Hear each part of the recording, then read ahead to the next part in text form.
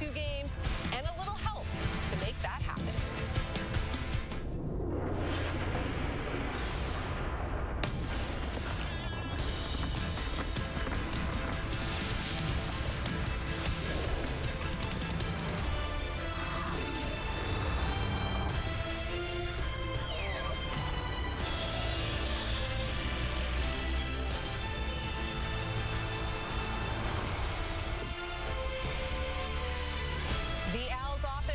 Rejuvenated with Davis-Alexander back under center. He's putting his 10-0 record as a CFL starter on the line today. He's a perfect 3 for 3 against Ottawa.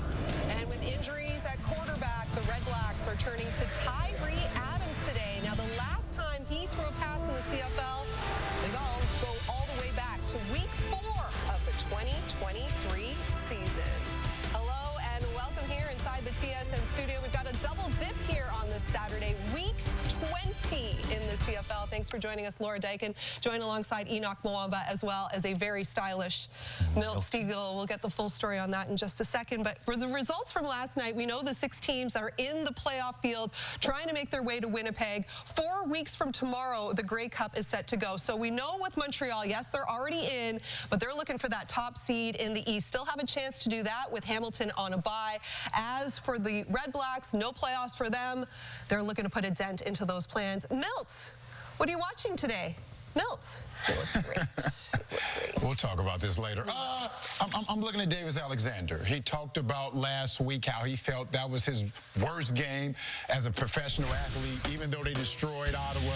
I'll just let you know how this man feels about what he needs his team to do. And it's almost like he's saying it's Grey Cup or bust for this team. So I'm looking at him to see how he's going to bounce back from his performance last week, Enoch. Yeah, it's Davis-Alexander. He's the main character right now of this show that we're watching today. I mean, it just looks like this guy and another quarterback named Nathan Rourke are heading off for a straight-on collision. I'm not saying anything. It's not done. It's not done.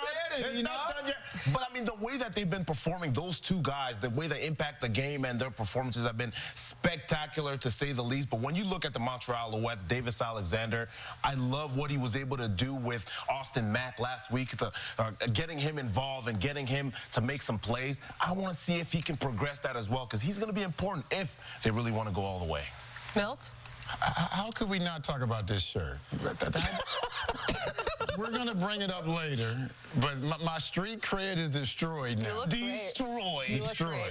Yeah, you look great. You look good, Milt. I look good in anything. That is true, but this shirt is horrible. We are really testing that theory this time, aren't we? No. You look great. All right, we'll have the full story in the 3-minute warning. That is a tease for everyone watching. Montreal, 10 wins in a row over Ottawa. Kickoff is coming up next. I hate you all.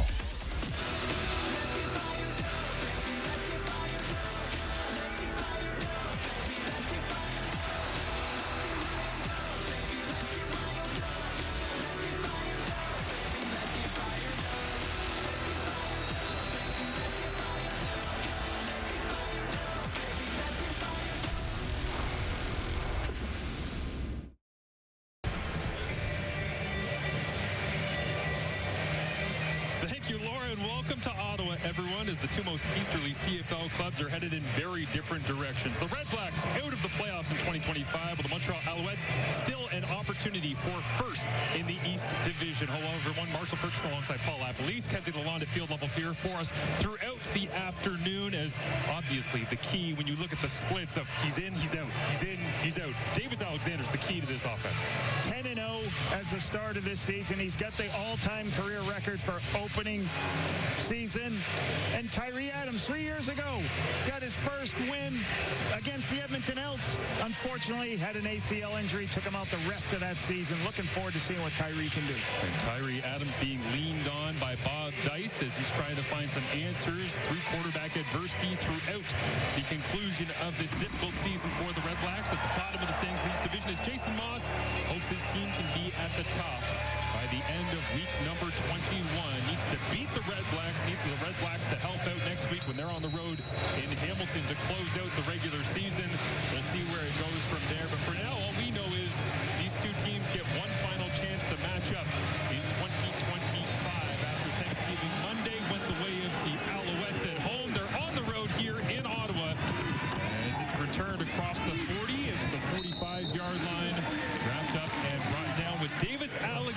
his perfect 10-0 record on the line here in Ottawa.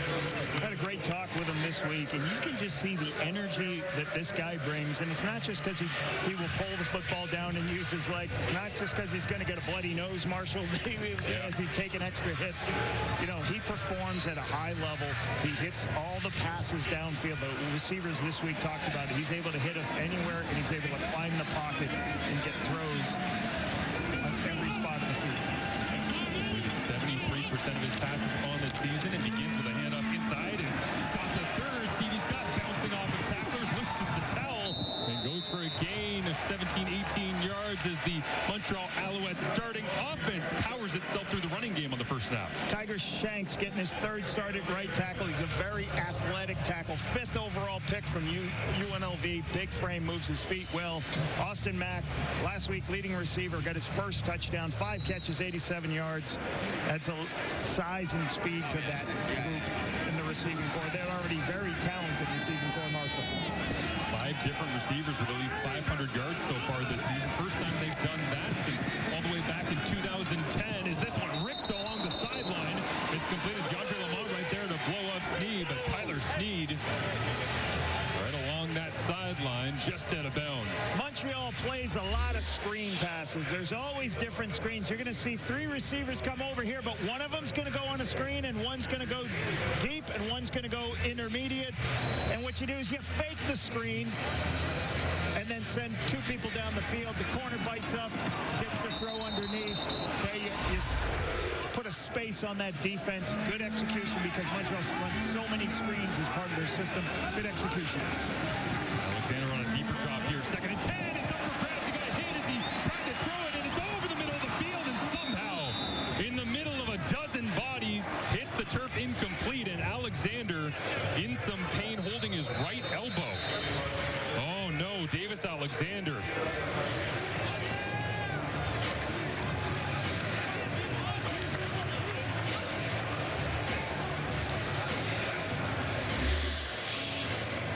Okay, we're going to get a type of twist here. I think a twist from the front side.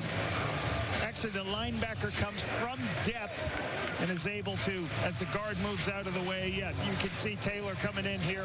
Okay, Taylor at the linebacker, playing to the wide side of the field, comes inside, comes with speed, hits Alexander. You hope that was a helmet to the right elbow on impact running through, not driven into the ground. You can see Alexander trying to move around that right hand and arm, but still remains down on the turf, being assessed right now as McLeod Bethel Thompson gets warm. And less than 90 seconds into this football game, you heard the pregame show, kind of main character of this matchup, Davis Alexander,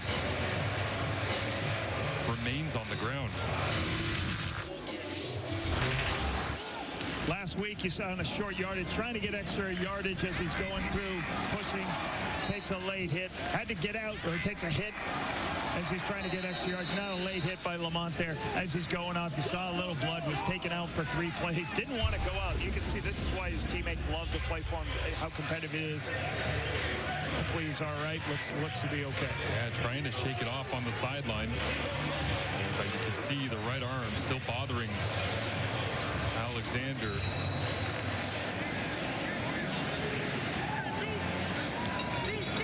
Standing with the training staff and the equipment staff over there on the sideline, takes the helmet off. So we'll keep our eyes on him on the sideline with Kenzie Lalonde watching on throughout this afternoon. As Joseph Zima tries to pin Ottawa down inside the 10-yard line. It's Khalil Pimpleton returning the 44-yard punt. Up the sideline is Davis Alexander, 10-0. The CFL's all-time record holder for career opening runs as a starter is on the sideline.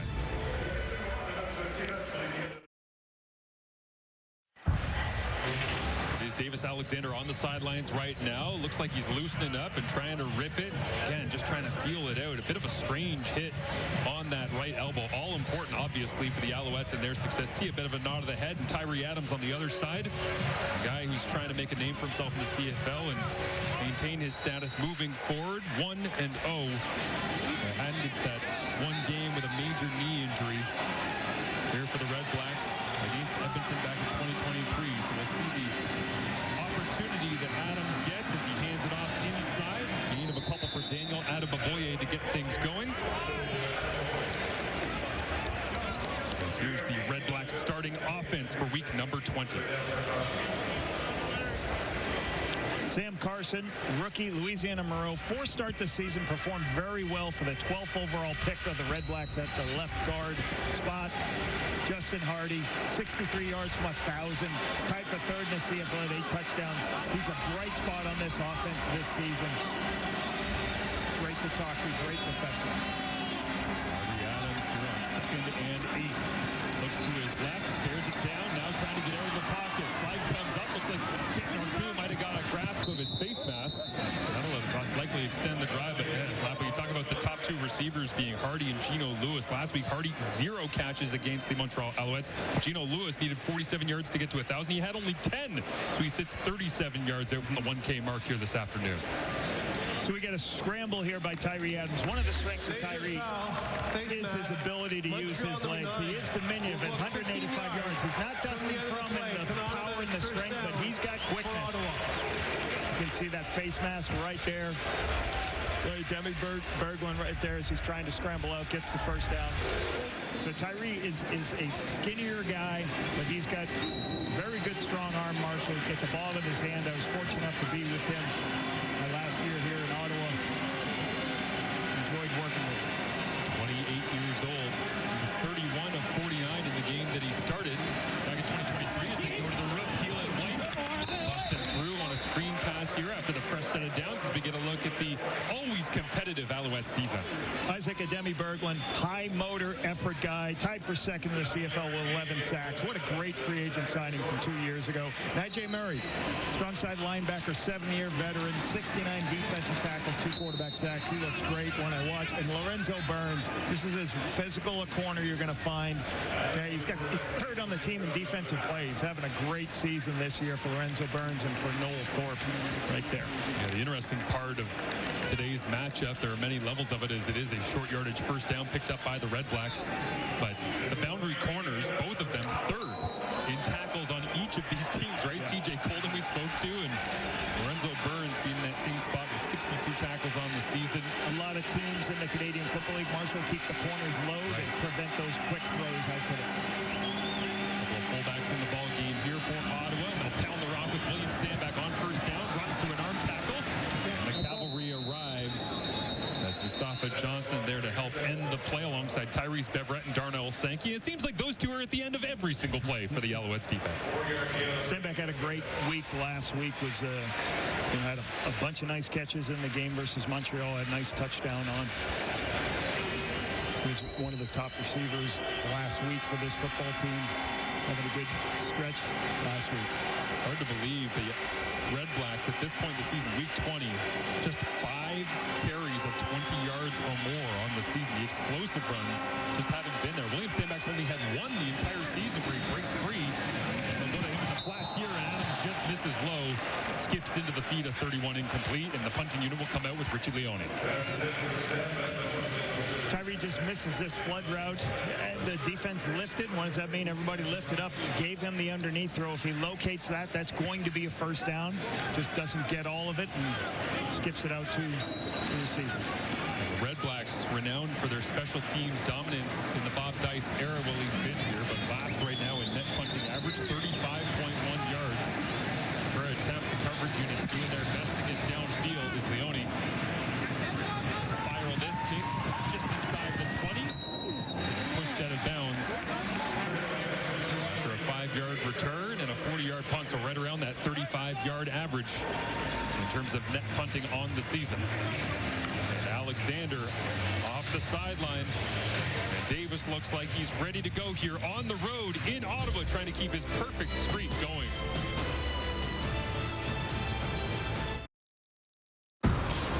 6-0 on the season. He's only taken 4 quarterback sacks. He's had 3 games of 300+, and this is the beginning of Davis Alexander's day here in Ottawa. Looks looks like he caught a helmet, potentially of Davion Taylor, as he was running past. Didn't really get driven into the ground. Went to the sideline, felt it out, started throwing the football around, and looks like it's loosened up enough that he's got the blessing from the coaching staff to hit the turf with a fresh set of downs in his second possession of the ball game. They'll begin with an inside handoff. Stevie Scott right into the middle of the pile and falls forward as we see the RedBlacks defense led by Darius Pickett and Javon Santos-Knox right in the middle. Starting at defensive end, Bryce Carter. He may be undersized for a defensive end, but great effort. 3 sacks this season, and he's great against the run, as you see right there. Davion Taylor, we just saw get the sack here. 7th start today. Crazy athletic will linebacker. He's going to have to chase all those throws to the sideline. And C.J. Colton having a great year, leading the RedBlacks with 3 interceptions, that boundary corner position. Alexander takes the snap on second down and medium, jumps into the air, and then over the middle finds Tyler Sneed, who's having a monster season for the Alouettes, and continues that by moving the sticks here. Already 111 targets on the year, now his 78th catch of the season. If you watch Cole Speaker, he's going to come in and then do what you call a bang route. He's going to bang it out off Javon Santos-Knox. And watch Santos-Knox. He opens and then goes outside. As Davis climbs, he sees, oh, there's all that space for Sneed. Good spacing by the Montreal's offense. And good recognition by Davis, knowing where the underneath throws are. A game where we have one ECU standout, Eastern Carolina on one side, and Justin Hardy, Tyler Sneed, another alumni of the Pirates program, as Stevie Scott gave him the football once again for a gain of 4.5, 5 yards on first down. They'll take out the fullbacks, David Dallaire and Jacob Mason. In comes Cole Speaker and Charleston Rambo. Really good stop on that last play on DeAndre Lamont. The one thing, this RedBlacks defense, second best against the run. So they've done a good job all season long holding teams to putting them in second and long situations. Really good against the run, this team. Bryce Carter, you highlighted there, Lapo, digging in on second down and 5. Alexander looks to throw. And he gets his arm hit again as he let it go. And it hung up in the air. Rambo made the grab, but Alexander grabbing at his throwing arm again. And now he's walking backwards towards the bench with a shake of the head. So he caught another right hook that ended up right on the elbow after he's already in discomfort from the first drive hit. Redbacks dropping out, showing a lot of people at the line of scrimmage and then dropping out, but still just a 4-man rush. I believe it's John gets a piece of it. Difficult shot to take as he's releasing the football. Amazing that this turned into a completion on the sideline. Somehow Rambo tracked it down, and Alexander got enough juice on it as now he looks to the outside complete. Stevie Scott. And Alexander continues to massage and hold that elbow, and he's not exactly the kind of guy to play up an injury either. And Alexander's a tough cat, so for him to constantly be messing around with that, as you see McLeod Bethel Thompson keeping his arm warm on the sidelines just in case. Love it. Looks across the field, goes all the way back to his last read in it into Stevie Scott. And again, you can see him with a little bit of pain. Alouettes pushing for tops in the East Division with the Tiger Cats on a bye this week and needing some help, but at what cost? Alexander hands it off. Stevie Scott breaks one tackle, now a second. Touchdown Alouettes. They pound the rock right through the middle of the RedBlacks defense.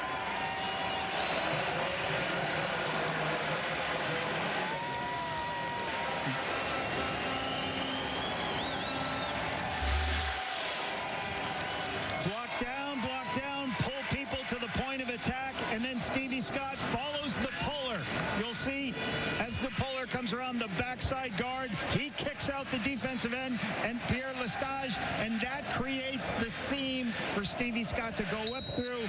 Really nice down block, and on the power play where they hit it up inside, Stevie Scott doing a really good job this season, averaging over 5 yards a carry. Nice touchdown. The Alouettes running game this season averaging 87 yards per game. That's 8th out of the 9 CFL teams. That just their 11th rushing touchdown of the season. But mixing and matching as Davis Alexander battling here in the first quarter on the road in Ottawa. And Stevie Scott all the way to the end zone. Much Montreal takes the early lead.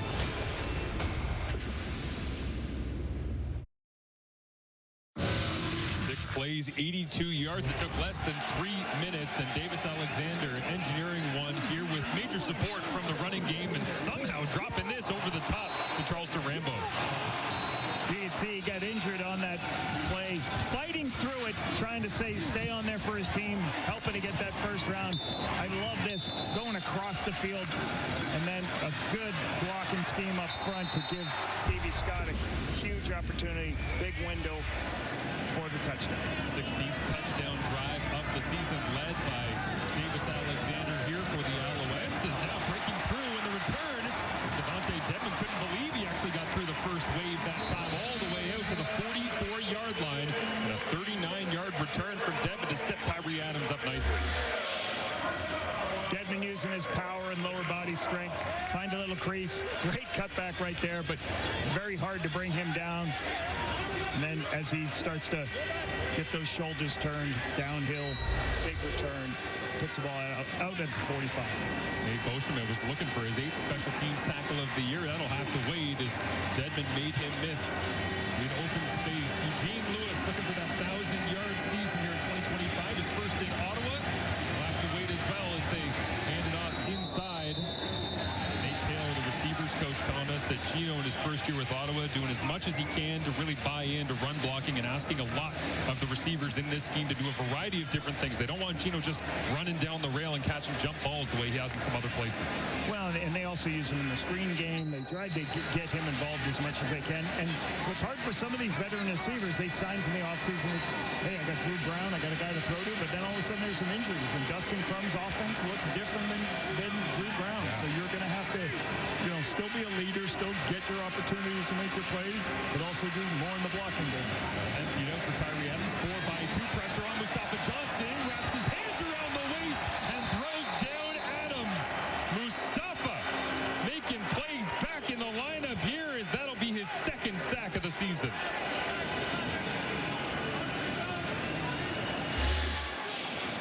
Mustafa Johnson over with a 3-man rush. You can see him over the middle of the center. A little bit of a twist with the linebacker coming off the edge.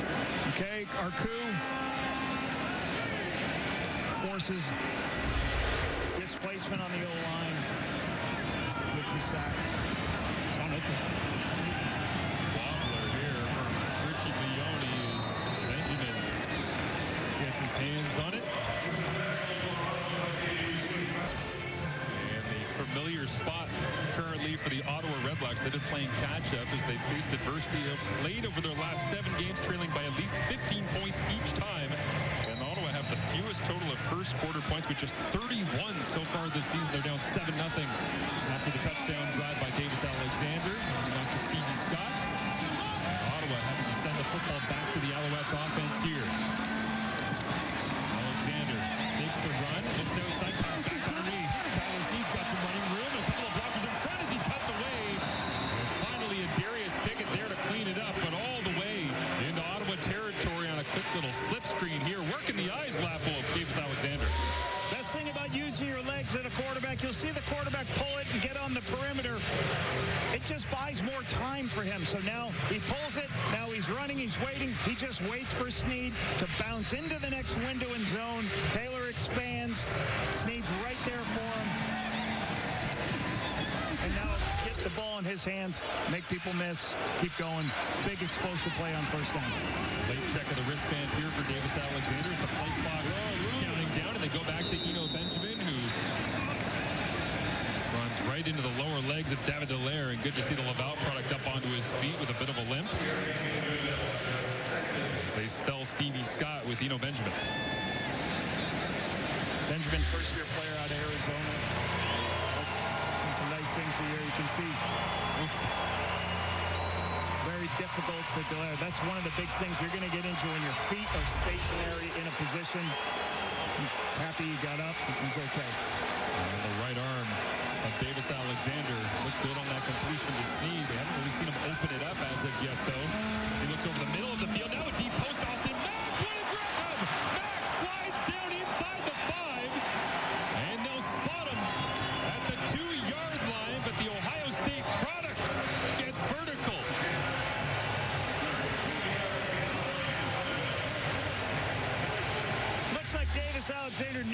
saying, this is what's called middle open. The whole middle of the field, wide open. There's nobody there. So he just waits to Austin Mack go to that spot, and he throws it up. There's no opportunity for Mark Milton to get in there. He's too wide. The previous play is great under throw, automatic but review great hands. by the replay center for catching, potential what do you scoring call play. high pointing the ball, Marshall, where you take it up the highest point. Great play by Matt. And an offense, because Davis Alexander has spent so much time on the sidelines this year with injury in that hamstring, that sits 6th in the CFL when it comes to explosive passing plays, 24 of them on the season. That's number 25. But Austin Mack told us this week, Lapo, that Davis Alexander, he said in his own words, quote, unlocks our offense because of plays like this. And the other thing Austin Mack talked about, a couple of points people have to understand with David Alexander as you see this great catch, is he's been in the system for 4 years.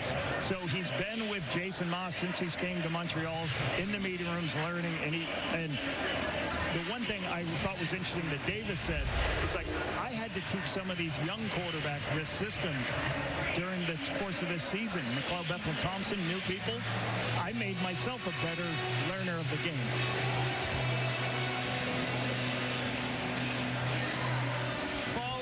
Following automatic review by the replay center. The ruling on the field stands. It's first down for Montreal at the 2-yard line. Yeah, tremendous slow-mo shot from our CFL and TSN crew of the ball skills of Austin Mack on full display. Grabs it with 2, and then all of a sudden starts juggling the football from one hand to the other hand to the other hand. And Davis knew it. You saw his eyes all the way to the left. And what you do in that throw, you just throw it to a spot, and you trust your receiver is going to run down and make the catch. Great play by Austin. Jay Patterson in, and he'll go to the end zone. The lead extended for the Alouettes. 17th carry of the year for Shea Patterson, and his 6th rushing touchdown. Half a dozen now for the third-string short yardage specialist.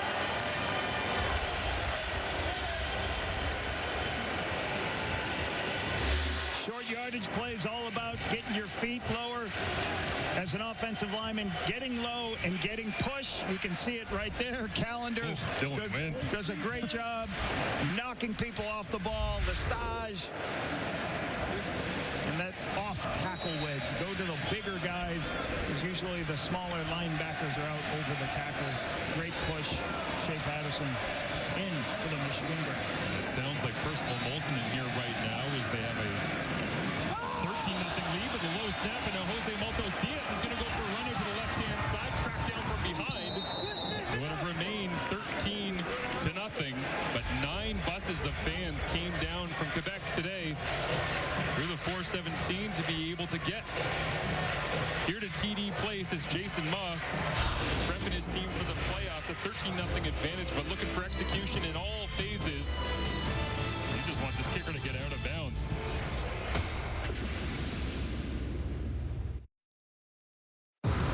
Austin Mack telling us this week that he moved the family full-time year-round to Montreal. Hated the cold last winter, but he's heating up at the right time this season. Is getting back onto his feet last week, battling on Thanksgiving Monday at home. Straight down the middle of the field. That looks familiar, doesn't it, Lapo? And then here he is in action again today.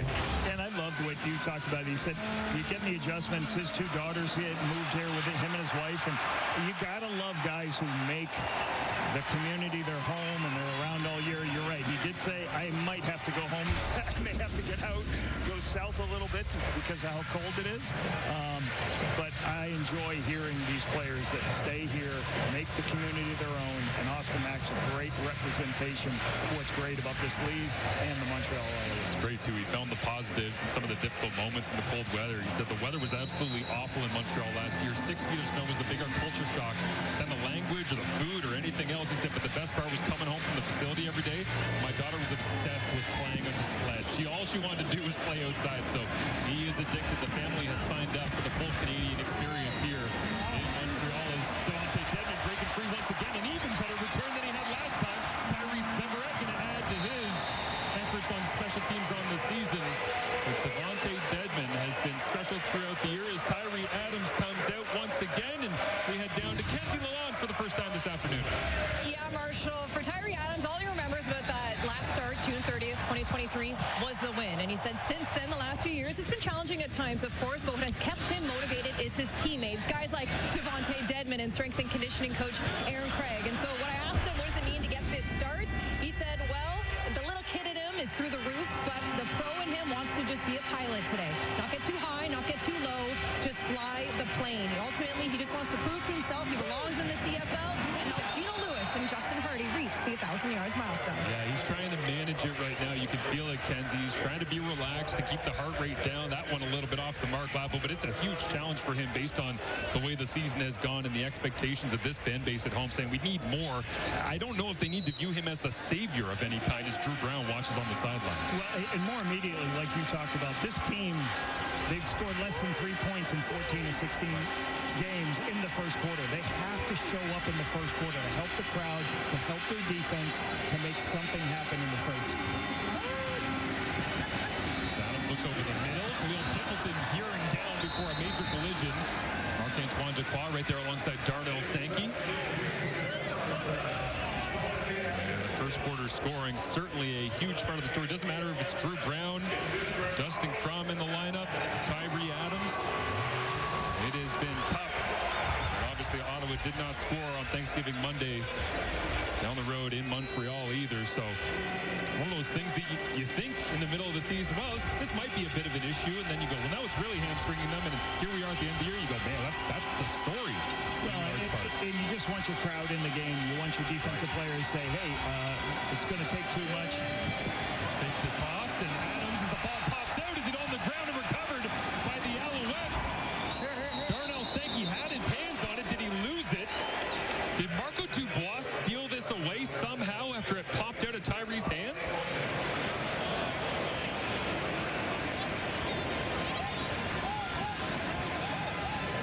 The recovery for the RedBlacks, and how did Marco Dubois pull off that magic? Very athletic play by Josh Archibald off the end.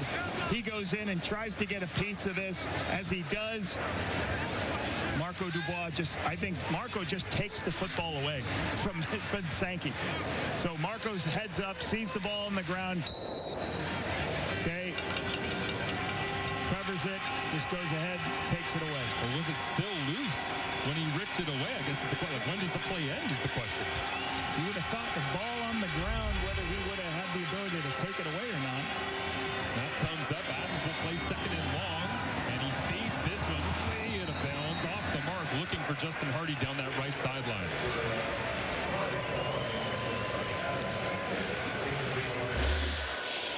Little seam ball to the boundary, number 1. He gets hit as this comes through here. He's going to take a shot just too far outside, so he's got to locate the football better, obviously. This drive 0 for 2 on his locations. They got to give him some nice, move the launch point, give him something easy, Marshall. And you can't obviously be in these 2nd and 14s. Yeah, put him in a difficult spot that time around. If the ball popped out of his hands, but the relentless pressure of the Alouettes defense up front does its job as Richie Leone will try to pin Montreal down inside the 10.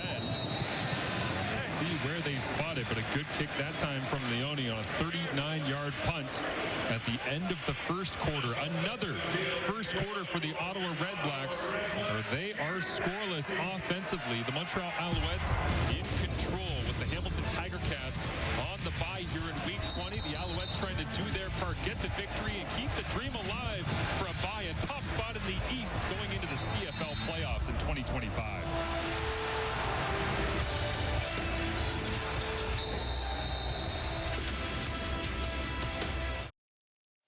This is the 11th of their 17 games that the Montreal Alouettes have allowed no more than 3 points in the opening quarter of play. CFL Pick'em coming into this one on CFL.ca. The Ottawa RedBlacks getting just 7% confidence. Montreal 93% of the vote in who would win this football game. The Alouettes certainly in control right now, Lapo, but Davis Alexander, honestly the concern, and how do you handle him moving forward if he keeps taking some shots up front? Well, I think you're going to have to control what your play calling is, and some of those are downfield shots. You're going to take some hits. He's just got to make sure that he goes down when he's scrambling and when they're moving the launch point for him a little bit. But, hey, they're trying to play for first place. He's their starting quarterback. They're going to give him opportunities with the football. He's just got to be careful himself. He doesn't take any hits that he doesn't have to. The great punt from Leone ends up spotting the football deep inside the 5 as Alexander. What a window throw. Austin Mack adds to his tally on the day all the way out to the 30. And it's a gain immediately of 26 yards with the strong right arm of Alexander. No concern on that one. A little bit of big motion motion. When you're backed up, either you take a shot to get out or you take a quick throw. Austin Mack on the post behind the vertical route, so they kind of layer two routes. Clear out one, put Austin Mack underneath it, see if he's over the top of the linebackers. Great location by Davis Alexander on that skinny post.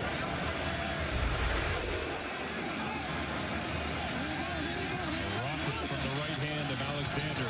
He looks to throw again, and out to the flats. He'll take Tyler Sneed wide open. He gets pushed out of bounds.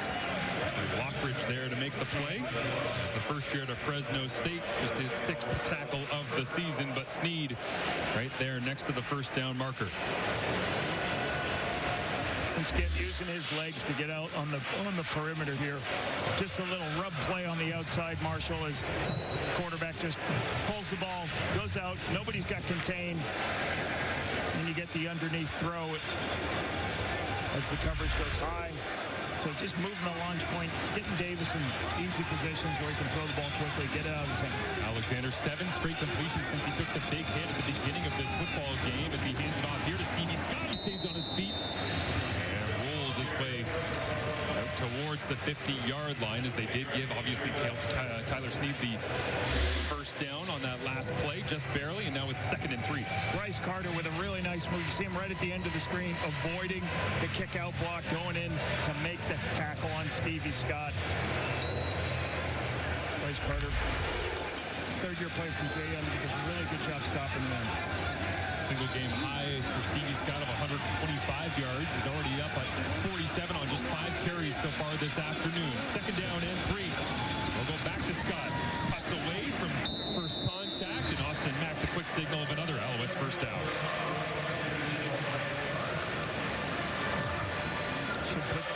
Should put that first down right here.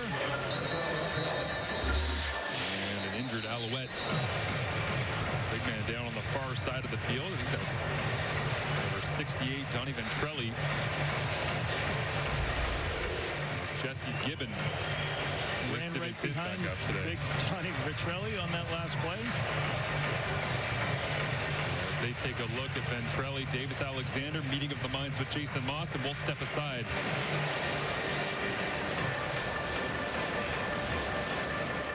Lines being carried by a couple of teammates, and so they mix and match the offensive line. Jesse Gibbon, Waterloo Warrior, comes in at right guard, and Ventrelli getting assessed over on the sideline.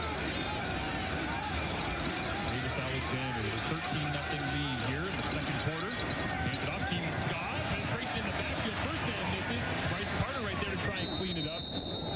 The front of the Ottawa RedBlacks, despite being out of the playoffs, they're still trying to lay down good game film, and Stevie Scott trying to run through contact whenever, wherever.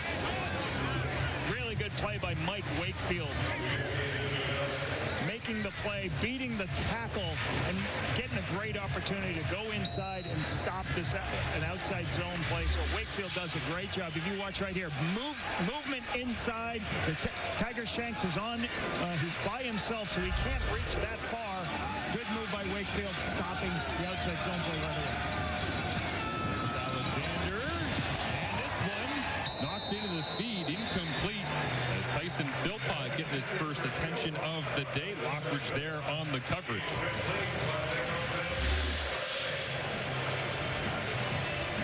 Throw outside just a little bit behind Tyson Philpott.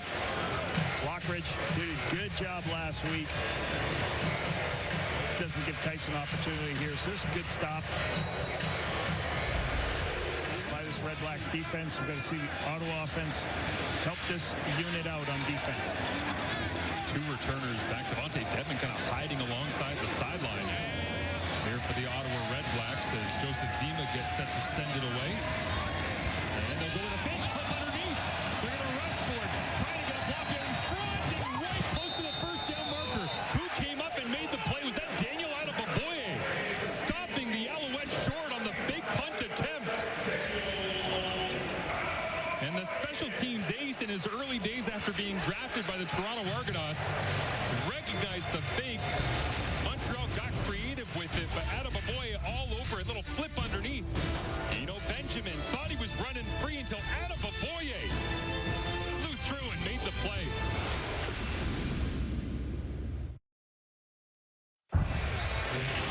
Boye making the play here on special teams. Montreal, Lapo getting creative with it, though. A little bit of the down block, pulling people around, trying to do a little bit of fake. You'll see that happening. And then you flip the ball. As they flip the ball, trying to get your blocks on the downfield, circle the defense and go. Daniel Boye makes the play here over Arthur Hamlet. Can't make the block. Good stop. Fisherman watching on as well as now Braylon Addison takes a little pop pass inside. Flags come out at the end of the play and thrown right into the middle of the pile as well. As Mustafa Johnson trying to break dance and unpile himself from Jacob Ruby. Well, this is get all your big offensive linemen, have them flying around, pulling around the front side, get Braylon Addison behind him, try to get extra yardage. Player misconduct foul against Montreal number 94. We'll go up 15 yards from the end of the play. Automatic first down for Ottawa. Maybe that was how Mustafa Johnson ended up playing Twister. So at the end of the play, this is what you call a tourist hit. The league doesn't want any extra stuff right here. You can see at the end of the play, no reason to do this. Players' safety. So easy to see for the officials to make that 15 level. Tyree Adams gets the start here today. Bootleg gets rid of it quickly, and underneath it's Gosselin. And the fullback puts his shoulder down through Marc-Antoine Ducroix inside the 20-yard line, and a first down for the RedBlacks offense. Good old school. Fake a run to one side, bring your tight end across the other way. Change the coverage, get everybody chasing. Arcu can't get there in time before Gosselin's there. Nice catch for the fullback for the first down.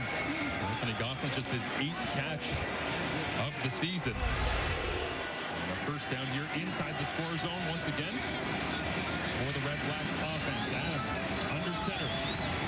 Goes speed sweep, Khalil Pimpleton, and trying to get the dynamic returner involved in the fast-flowing Alouettes defense, and Jeffrey Arcu all over that one. Arcu, you're hoping that Arcu doesn't play the run here. And then as the run develops, he sees that it's a speed sweep the opposite direction. He recovers. He's so athletic. He can put his foot in the ground, go and recover, and make the play for the stop. See Tyree Adams asking for the play call to come in once again as Arcu, 37th tackle on the season. Put that together with 3 sacks, 5 special teams tackles, an interception, all in a depth role here, rotating in and out of the lineup for the Alouettes. Is this one complete? Gino Lewis drives the legs inside the 10-yard line. And looks like Gino's going to be right there. We'll see where they spot it as the first down marker sits at the 9-yard line. It's a completion. I appreciate the completion. They just got to make sure they work on, Tyree almost throws this immediately underneath. Does he have something deeper? Does he have something to get the first down? And they're 3rd and short, so it looks like they're going to go for this quickly. Yeah, they stay on the line and go right away as Tyree Adams plunges his way on 3rd down in a yard. Looks like he's got it. Bob Dice's crew will reset with 1st and goal once they spot the football. A little bit of tempo, go right up real quick. Can't be a substitution.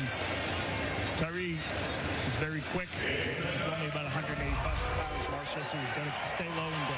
Good 1st and goal now inside the 5. Tyree Adams, 5 of 8 on the day, 55 yards. The Ottawa RedBlacks, the 2nd most score zone opportunities in the CFL this year with 54 coming in. 33 touchdowns on those 54 trips inside the 20. Yeah, only 6 in the Canadian Football League. Not one of the top teams to score on. Adams, play fake, flipped in the flats, caught, and rolling down at the 5-yard line. As William Stanback tracked down by Marc-Antoine Ducroix, who lost his feet. This is a RPO where the ball goes here. Stanback's going to come across. Hardy's going to go deep. Tyree's going to read the end. The end crashes. I'm going to pull it and try to throw the ball quickly. Stanback just kind of tripped himself up, or else I think he's trying to take Ducroix and carry him into the end zone. Adams in the gun here. They took out the fullbacks and substituted back in Khalil Pimpleton and Gino Lewis. Gino's at the bottom of your screen alongside William Stanback. The former Alouettes there working side by side as Adams looks corner right. Gino, jump ball in the end zone. Touchdown RedBlacks.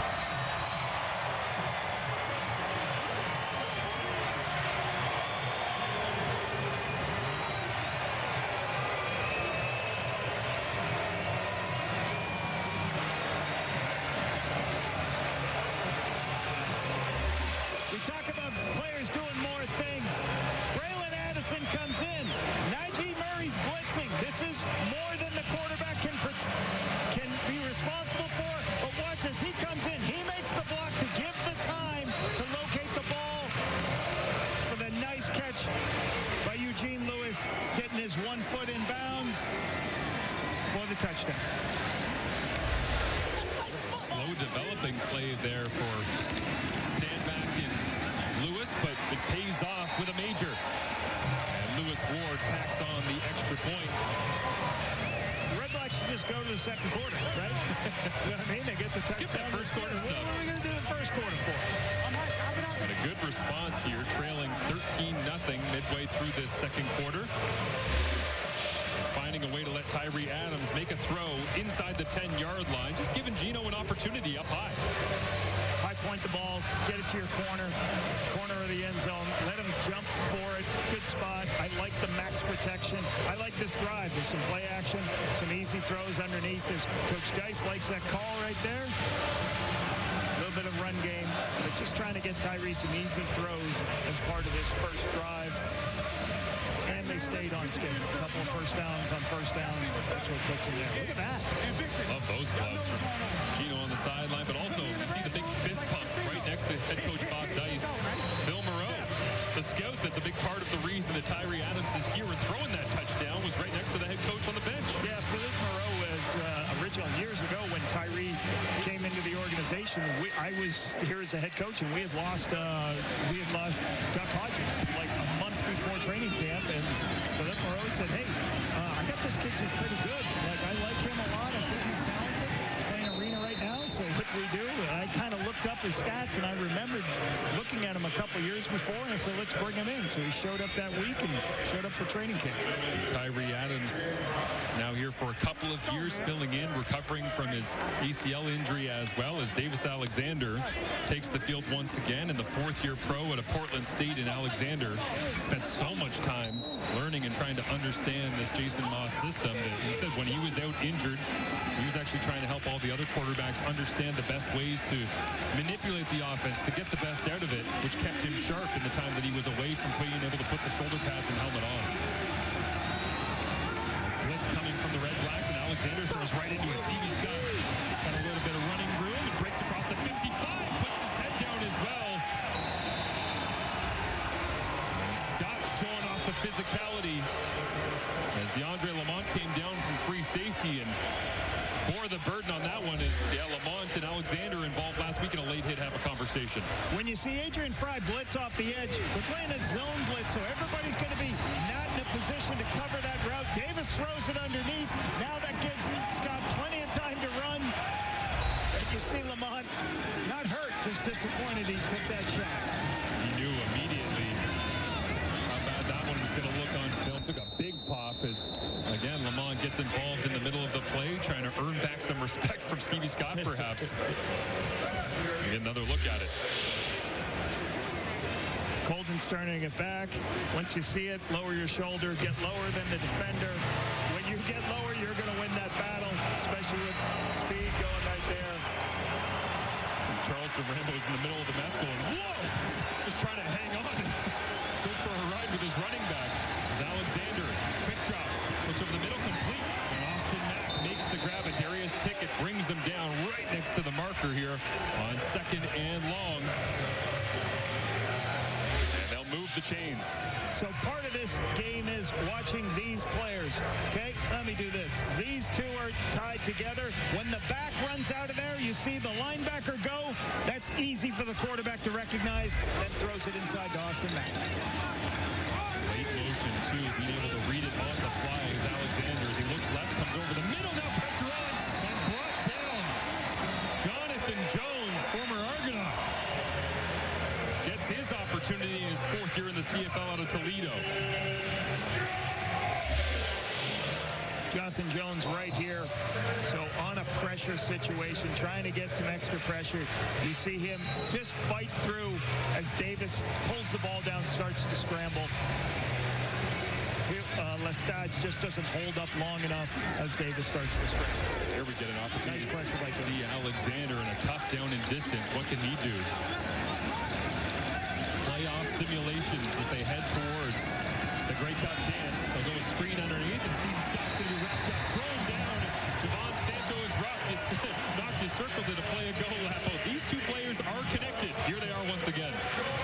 So when you have a screen pass, you try to dump all the receivers to the field, and that's what they do. So you leave very little players, but then you just got to keep an eye on this. Santos Knox recognize it. He's man-to-man on the back, so one of the guards has got to recognize that and go block the defender covering the screen pass.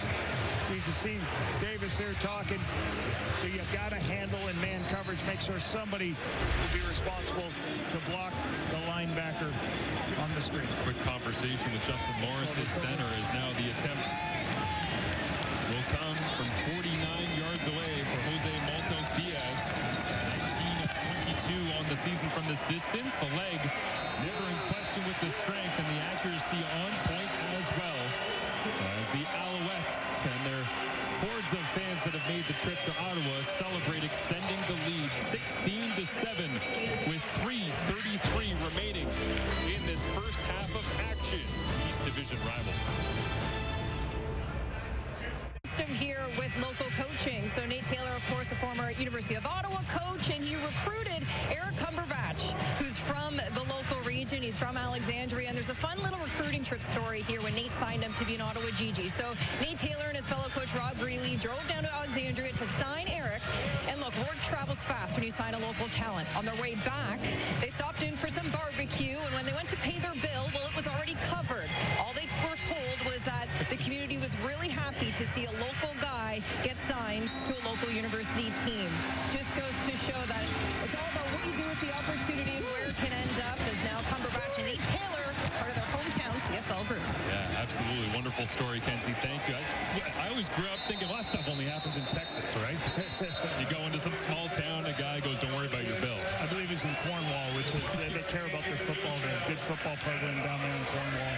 Yeah, so it's great for Nate Taylor. Nate Taylor was part of the Canadian Football League's diversity program, Marshall. So he came in, was a guest coach for me, and helped Bob Dice, who at the time, like Kenzie said, was coaching at Ottawa U. Did an excellent job helping special teams and helping on offense. A couple years later, opportunity on the staff, he gets the opportunity. Great to be able to see them having success and being on the same team here as well. One player, one coach is Mustafa Johnson. Tackle for loss, throwing backwards. William Stanback on the play. Mustafa Johnson all over it here today as we have hit the 3-minute warning. Just the second tackle for loss due to injuries on the season, slowing down Johnson's campaign. But a bright future ahead for both Nate Taylor and Eric Cumberbatch as the Montreal Alouettes trying to close this thing down to end the first half. Some major defensive plays for Johnson and company.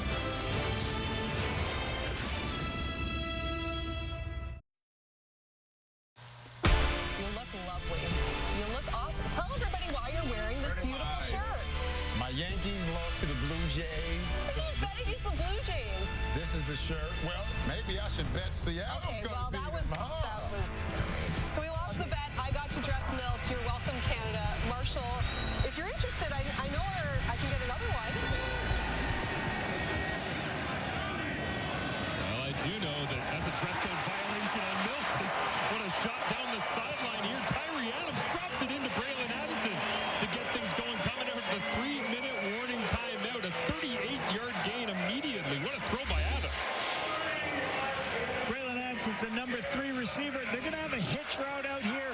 He's going to think about throwing the hitch, and then he starts to scramble. But as he starts to scramble, he takes the throw, the deeper throw. High angle by Addison, excellent. And a great location by Tyree. Very strong arm. Nice play. Late substitution here from the Montreal Alouettes as Dylan Wynn was sprinting to the sideline. Noel Thorpe hands on his knees in frustration, and Darnell Sankey intentionally, just like the very first snap of the year for the Alouettes defense, decides to just walk up and make some contact with the offensive line. That was to start the year. Offside. You and I together in Montreal. Montreal number 1. So what had 5-yard happened? penalty. It's still first down. So situationally, guys were running off the field, and then the RedBlacks went no huddle. And when they go no huddle, the smart play right here is just go ahead, push Ruby, make sure they can't run a play. Okay, so Darnell Sankey goes, we don't have enough guys on the field. Let's go ahead, take the penalty, get our people back on the field, get lined up. Shrug at the other play, too. Another bootleg here for Adams on the run. Rolling to his right, throwing into traffic. Across his body, and it's picked off. Najee Murray takes it away from Gino Lewis right on the goal line.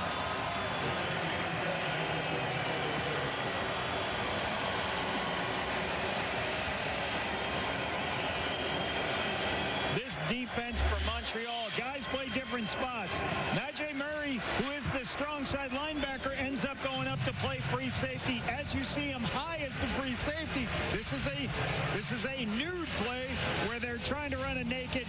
As he throws across his body back to the open receiver, Tyree does not see Najee Murray playing the free safety position. Najee's in a perfect position to pick the ball off, take it away from Eugene Lewis. So great play, understanding, okay, being in the right spot at the right time, coming downhill on that crossing. Take it back to Darnell Sankey, taking the penalty a man short as well, right? It's like, well, we'll burn this play, give up 5 yards, and then we can come back at the very next play. Interception, as Murray did a little do-si-do with the uprights at the front of the end zone as well to go and make that interception. And the Alouettes handed off. Stevie Scott going nowhere on first down, just a gain of 2. So sudden change for this defense for the RedBlacks to give them an opportunity, try to keep this a short field, try to get their offense another opportunity. And that's kind of been the thing. The defense is held up, but they just need more from the offense. Obviously, last week, that's what they were talking about. Just got to get more. It's just difficult when you turn the ball over in field goal range. Starting right guard Donnie Ventrelli remains firmly planted on the Alouettes sideline in a chair, so looks like he's not coming back anytime soon. As Alexander, with that refreshed offensive line, throw out to the sideline and knocked away at the very last second. C.J. Colden right there, his 4th knockdown of the season. Just looked like he didn't see the ball as it came out to him. He's going to come out, work into the flats, break out on a quick out route. And that just doesn't catch it with his hands. I love asking C.J. Colden this week, who do you enjoy watching in the CFL? And he goes, well, Priester, Pickett, Justin Howell, my team, Roland Milligan, Sluka, Chatfield that's over there in Toronto, Peters, McFadden. He was like, are you going to name anybody that's not in the CFL? He started giving me a list of 40 guys he likes watching in the league. So a little bit of mutual appreciation society there for C.J. Colden, and some players I'm sure enjoying that play he just made. Is this short punt drops down to the 55. Flag comes up as well. Looks like no yards. And on a 39-yard punt from Joseph Zima. So important by the veteran punt returner, understanding a little bit short punt. I got to sprint to get underneath it. If I do that, I'm going to get my team 15 free yards. Savvy play from Dedmon is Adeboboye never not smiling on the CFL field alongside his return man. Good to see Dedmon healthy and in action here today alongside Pimpleton in the return game. There is no flag on the play for no yards, okay? It's going to be first down for Ottawa. Ben Major, our referee, don't know if I've mentioned that here today, haven't had to make very many calls, but the 5-yard halo remained intact on that one. Najee Murray is over here playing. I know he's a linebacker, but this defense plays him in a different spots all over the place. Oh, he hit the goalpost, slowed him down a little bit, and then he's in a position to get in front. Goalpost getting in the way. You gotta move those things, man. I hear something about it. Inside run, Tyree Adams gets banged up for a minimal gain, is 2 or 3 yards, but Najee Murray, great instincts and still able to cover that much ground despite the moment of hesitation thanks to the furniture in the front of the end zone. A little pressure on the edge, and I think Tyree just pulled it down, and I don't think this was called dry, just took off. Saw Wesley Sutton blitzing off the edge, took the ball, tried to get extra yardage. Great 2nd and 8 for Tyree Adams after throwing the interception to Murray. 5-man rush, Adams gets it out, Marc-Antoine Dubois knocks it away from Pimpleton. And Dubois with no interceptions on the season, but a couple of big plays last week, and this time covering ground in a hurry. Tyrese throws the ball out on the perimeter here. And you know, for safeties, the key for safeties is to have speed and ability to run. Marc-Antoine Dequoy is one of the fastest safeties in the Canadian Football League. And he comes and strikes, makes a big hit.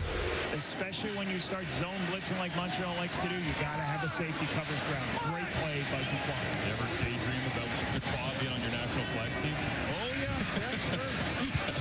This one skips into the legs. Bounces off the returner. And did Ottawa hop back on top? No, Montreal has possession somehow at the bottom of the pile. Thought Pickett was going to get on that. 34-yard punt, and Eno Benjamin, as Jason Moss looks on dismayed.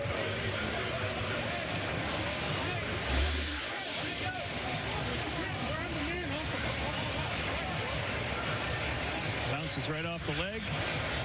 Great recovery by himself. Paid the price as James Peters came flying downhill as well. James Peters should say out of Ottawa. Second year, 19 special teams tackles. Tops for this RedBlacks team. Yeah, on the campaign. Tremendous. With some of the top special teams players, right? With Tyrell Richards and Alexander Gagne on this other side of the field. Davis Alexander with 68 seconds to operate. Little play fake, looks outside, points, wants a block. He's on giving chase, and Alexander steps out of bounds, just shy of the marker. Flag comes up way 65 yards away from the play.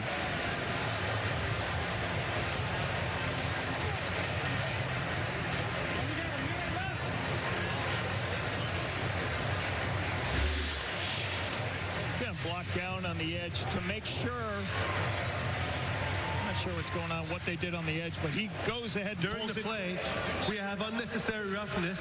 Montreal, number 14, will go back 15 yards from the end of the play, and it's going to be second down. What did Charleston Rambo do at the end of the play? See if we can find that. Davis using his legs, getting around. Can't find anybody open. Just put the ball down. Don't force anything. Okay, we'll see right here. Bottom receiver.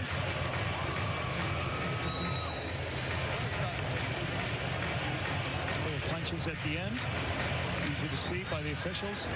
Back and forth that time with Rambo and Colden as Tyler Sneed went for a ride thanks to a Darius Pickett trying to give his quarterback a block, but second down and 16. After the altercation is Alexander. It's a four-man rush. He's going to hit the deck. Tayala.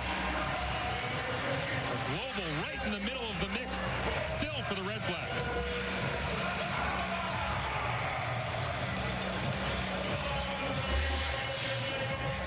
We got multiple people here at the line of scrimmage, so that's when you call twist games where guys go into different gaps. It's hard because everybody's in a one-on-one, and you see the twist here. Timeout called by Ottawa. Trying to steal an extra. Jelly gets around on that twist there. Marshall does a nice job. A couple of seconds here for their quarterback Tyree Adams, and also the return game is Dedman standing right at the 55 right now. Trying to line at the very least Lewis Ward up for some points here with 55 seconds remaining.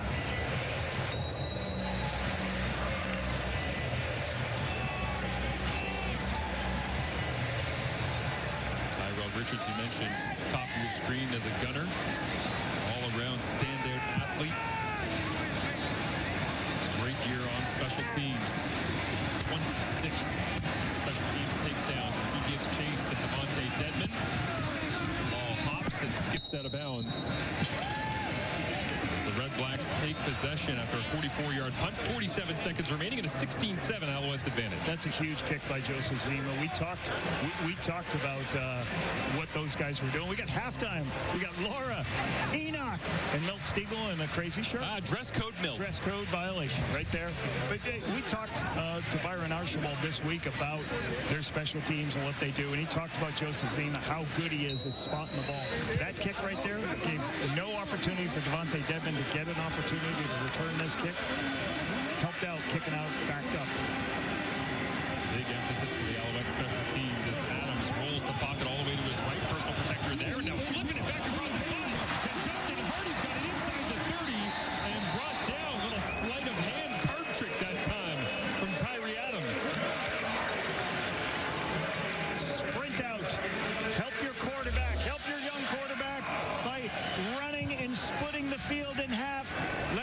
sprint out and see the routes. He's got tempo. And Adams hit as he tries to get this one away. So I like that call. Sprint to the wide side of the field. Give him plenty of time to see what happens. This time it didn't make it back to the original line of scrimmage from Tyree Adams as he looked to the sideline. So the flag came out from Ben Major on the sideline. After a big positive play to Justin Hardy, looks like the RedBlacks setting themselves back on this one. As the CFL, Whether they're going to decide there's a receiver close by for them. well, behind the line of scrimmage, right? There is no flag on the play for intentional grounding, okay? It's going to be second down for Ottawa. I mean, it can be intentional. It doesn't have to. If there's a receiver close by, they can still say doesn't have to cross the line of scrimmage. So they could say there's a guy 1 yard or 2 yard past the line of scrimmage. You could say he's trying to throw to that player. That's what I think happened. Yep, so Adams given the vote of confidence that time upon review. Handled quickly, which we always appreciate, is he'll look to the left-hand side this time. Stand back, opening the flats as a flag flies and a drop.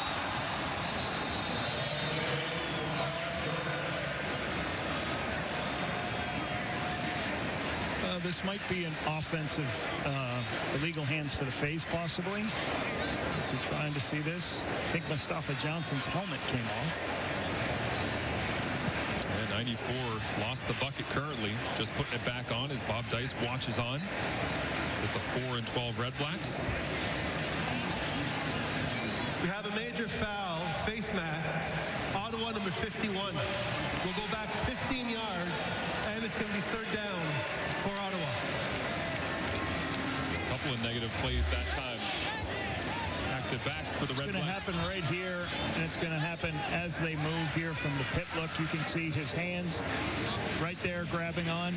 Okay, and that's why the helmet comes off.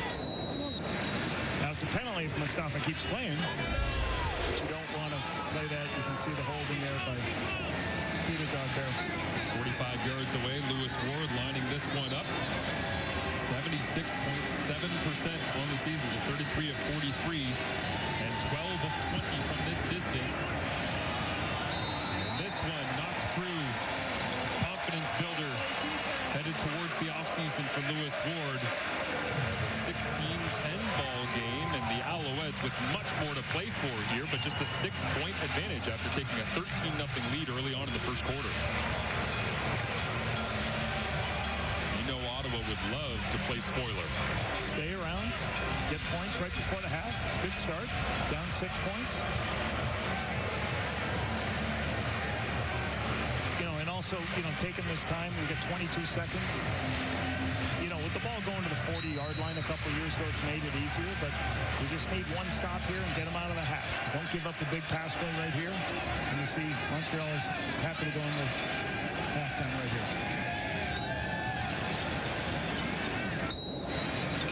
Major whistles it in.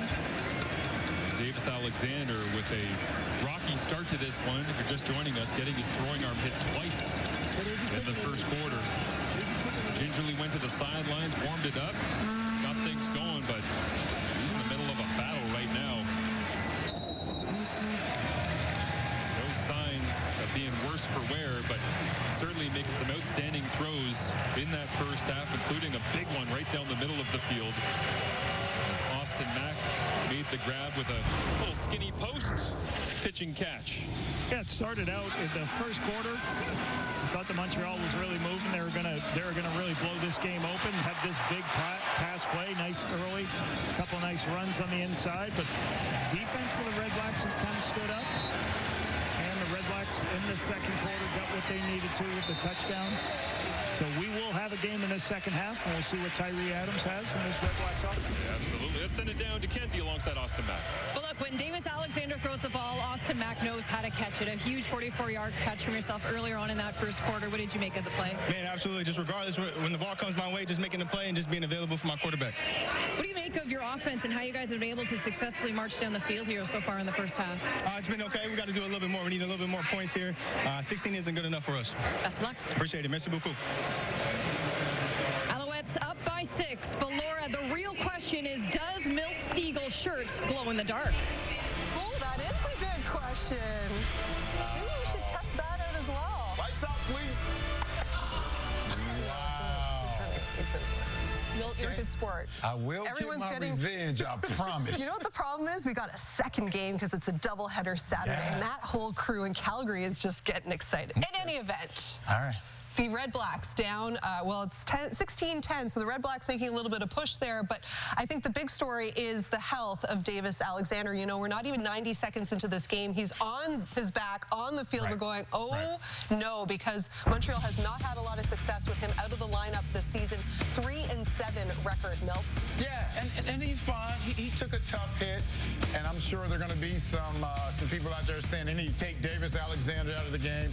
That's not the case. Allow this man to continue playing, to get in the rhythm. He missed, 8 games, basically more than half of the season. So he needs to get back out there and continue playing well. And also, this team is trying to accomplish something. They're trying to get first in the East. They need to win this game, win next week, and Hamilton loses next week and have an opportunity. So Davis Alexander is fine. If he wasn't, they would definitely take him out of the game. Just, as I said, continue getting that rhythm and playing some great football. And on paper here, you're looking at these two teams and you're saying, okay, as you said, Montreal has plenty to play for here today. Ottawa does not. But Ottawa making life a little difficult there for Alexander. You know? Yes, they did. We're going to take a closer look at that blitz that Will Fields, the defensive coordinator for the Ottawa RedBlacks, dialed up. And it's a phenomenal play. And everybody has to do their job if they want to execute this. And you first have the offensive line, Justin Lawrence. He has to call the protection. He doesn't know what's happening yet. So he's calling protection. He's turning to protection to the left. So the guard, the center, and himself are looking at those 3 over there. And the 3 guys on the right are looking for the 3 guys that are going to come. The first thing that's going to happen is you got to have Carter penetrate. You got to have a wrap by Taylor. And you're going to have as well Pickett coming off of the edge. Everything has to happen at the same time together. And you see Taylor right there executes perfectly, and gets right to the quarterback. But this, I want to highlight Wakefield, because in the film room, he doesn't get a stat, but if he doesn't buy the center's eyes, this blitz does not happen. So he did a great job. Ventrelli right there also has so much difficulty, the right guard for the Montreal Alouettes. They need to figure things out, because I'll tell you what, Will Fields is going to continue calling that same blitz in the second half if they can't figure things out. Look at you go. All right, so here's Montreal now, right? We know what's on the line for this team. We know they're going to host a playoff game, whether that's going to be the Eastern semifinal, the Eastern final. We're looking way ahead, not necessarily right now. So do we think we're going to see Davis Alexander in the second half, Milt? Yes. I think you should take him out. Why? You got to this game right now, as much as it matters for the win, they're winning the game already. I have enough trust in McLeod Bethel-Thompson to finish off the rest of the game and get the W. They have a good enough defense to stop this Ottawa RedBlacks offense. I'm worried about Davis Alexander, Milt. I'm worried about him. This is football. You're going to get hit. You may get hurt. This is your franchise. This is your season. The hope of the Grey Cup lies in Davis Alexander. They have an opportunity to still win the East. They definitely do. I mentioned that, and right? they can win this game without Davis Alexander. No, we've seen they can't win games without Davis Alexander. We've seen that. We've seen that. He's done enough already right now for this game to be put away. You'll never be McLeod Bethel-Thompson can come in. McLeod Bethel-Thompson can come in. They're not thinking about a player getting injured. He's fine. He got banged up a little bit, but you see the way he's thrown the ball, he's fine. They're trying to win the East, and they're trying to give this quarterback some rhythm. He missed 8 games. Davis Alexander is one of the guys that you're not worried about rhythm. He's only started 10 games in his career. That's it. And when he came back, what happened? No rhythm lost at all. He wasn't rusty at all. He's playing the second half and come back next week if he needs. I'm just laughing because Milt's got these points and he keeps moving in the cat. I can't even take him serious with that shirt off. I'm about to leave. I'm going home. The second game of our doubleheader. All the camera people are laughing at me. Take Davis Alexander with you. Let's just go to Welcome to Ottawa, everyone, as the 2 most easterly CFL clubs are headed in very different directions. Gets his arm hit again as he let it go, and it hung up in the air. Rambo made the grab, but Alexander grabbing at his throwing arm again. He stopped. Breaks 1 tackle, now a second. Touchdown Alouettes. They pound the rock. Gino, jump ball. Touchdown RedBlacks.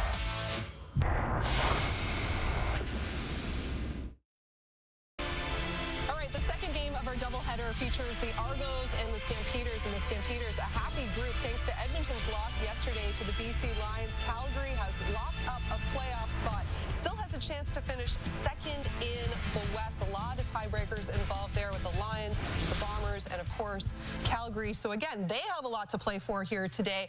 We know the Stamps team likes to run the ball. 211 yards on the ground last week. VA did a great job protecting the football, which hasn't always come easily to him very well this season. But is this another get-right game for the Stamps now that they know they're in the playoffs? Without a doubt, without a doubt. As you mentioned, they still have an opportunity to host a home playoff game. They don't control their own destiny, but they can do some things to help that out. As you mentioned, VA played a lot better. The best we've seen in a while last week against Hamilton. He's going to try to continue on that. Dietrich Mills and that defense, I mean, they still have an opportunity, but they just need to continue that momentum with this game. Yeah, he needs to continue the momentum. He needs to get guys like Clark Barnes involved a little bit more. Dom Rhymes and the offense over there. It would be just good to see, not just with the momentum, but also continue to develop that chemistry with those receivers, because if he can't get those guys involved in the games, these are his main guys. Yes, we know what Dietrich Mills can do, but Dom Rhymes, Clark Barnes, Tevin Jones to a certain extent, as well as Philpott, those guys need to be able to touch the ball enough so that they can feel part of the offense as well. And could be a great matchup, right? Because the Argos defense, especially that secondary, not great. Have given up the most passing touchdowns this season, given up back-to-back 300-yard passers, 30-plus yard completions. The list goes on. But right now, we'll get you back to Ottawa for the second half of this one.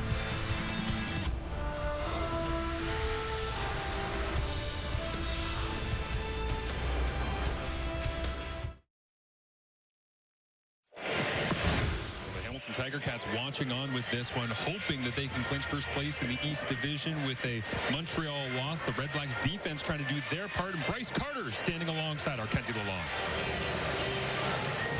Well, Bryce, we saw a push there towards the end of that second quarter. Did that make a shift at all in the room? Yeah, obviously we started off slow, but we picked it up. I think we just got to continue that, keep playing karate football, working together. We're going to finish the job. You think about it, final half in front of these fans at home. What's this team's goal? To win for them. They come out and support us no matter what, no matter how the season went, so we got to win for them. Best of luck. Thank you. Now Ottawa on the road, headed off to Hamilton in week number 21 of the season. So this, their swan song, final half, as Kenzie mentioned, in front of their fans, and trying to go out with a bang with a victory over their hated foe, the Montreal Alouettes, here as Ottawa won the opening coin toss and deferred can I ask second you a half. question? Yeah. Karate football? Is that what you said? Apparently it's a thing. Bryce Carter just inventing new terms. I've heard of complimentary football. Maybe chopping? Keep chopping away? Yeah. Karate chop, maybe? Is it like the old chop wood, carry water? Is that what he was trying to get at? We're going to find out together. Right here in this second half, as Jose Maltos Diaz has the ball on the tee. Again, Ottawa deferred in the first half. They'll receive to get things going here in the second. So Tyree Adams on a 17-degree Saturday afternoon in the nation's capital gets first touch as this ball skips right in front of Devontae Dedmon. Collects it at the 30 and goes for a return of 6 yards before the Alouettes will throw him back. Who else? As always, it seems like Alexander Gagne down there with Bubba Bolden as well, the former Miami Hurricane stepping in. Is Tyree Adams out of Western Carolina in his second career CFL start. 10 of 17, 58%, 145 yards. Got some rhythm as the game went on. This is a beautiful throw on the outside to Braylon Addison. Had a difficult interception in field goal range. There's a beautiful throw for the touchdown. You can see that here's the interception right here. And Najee Murray taking points off the board. And Tyree's done some good, missed a couple of throws. He's got to make these easy throws. And the biggest thing, they got to run the football better. Montreal's defense done a good job stopping the run of the RedBlacks. Ottawa overloads the right-hand side, and Tyree's throwing a curl. Right, it's intercepted. Flag is up as well. But for now, Najee Murray has his second interception of the ball game. Trying to find somewhere to escape, but Stanback eventually brings him down. Let's see what the flag is.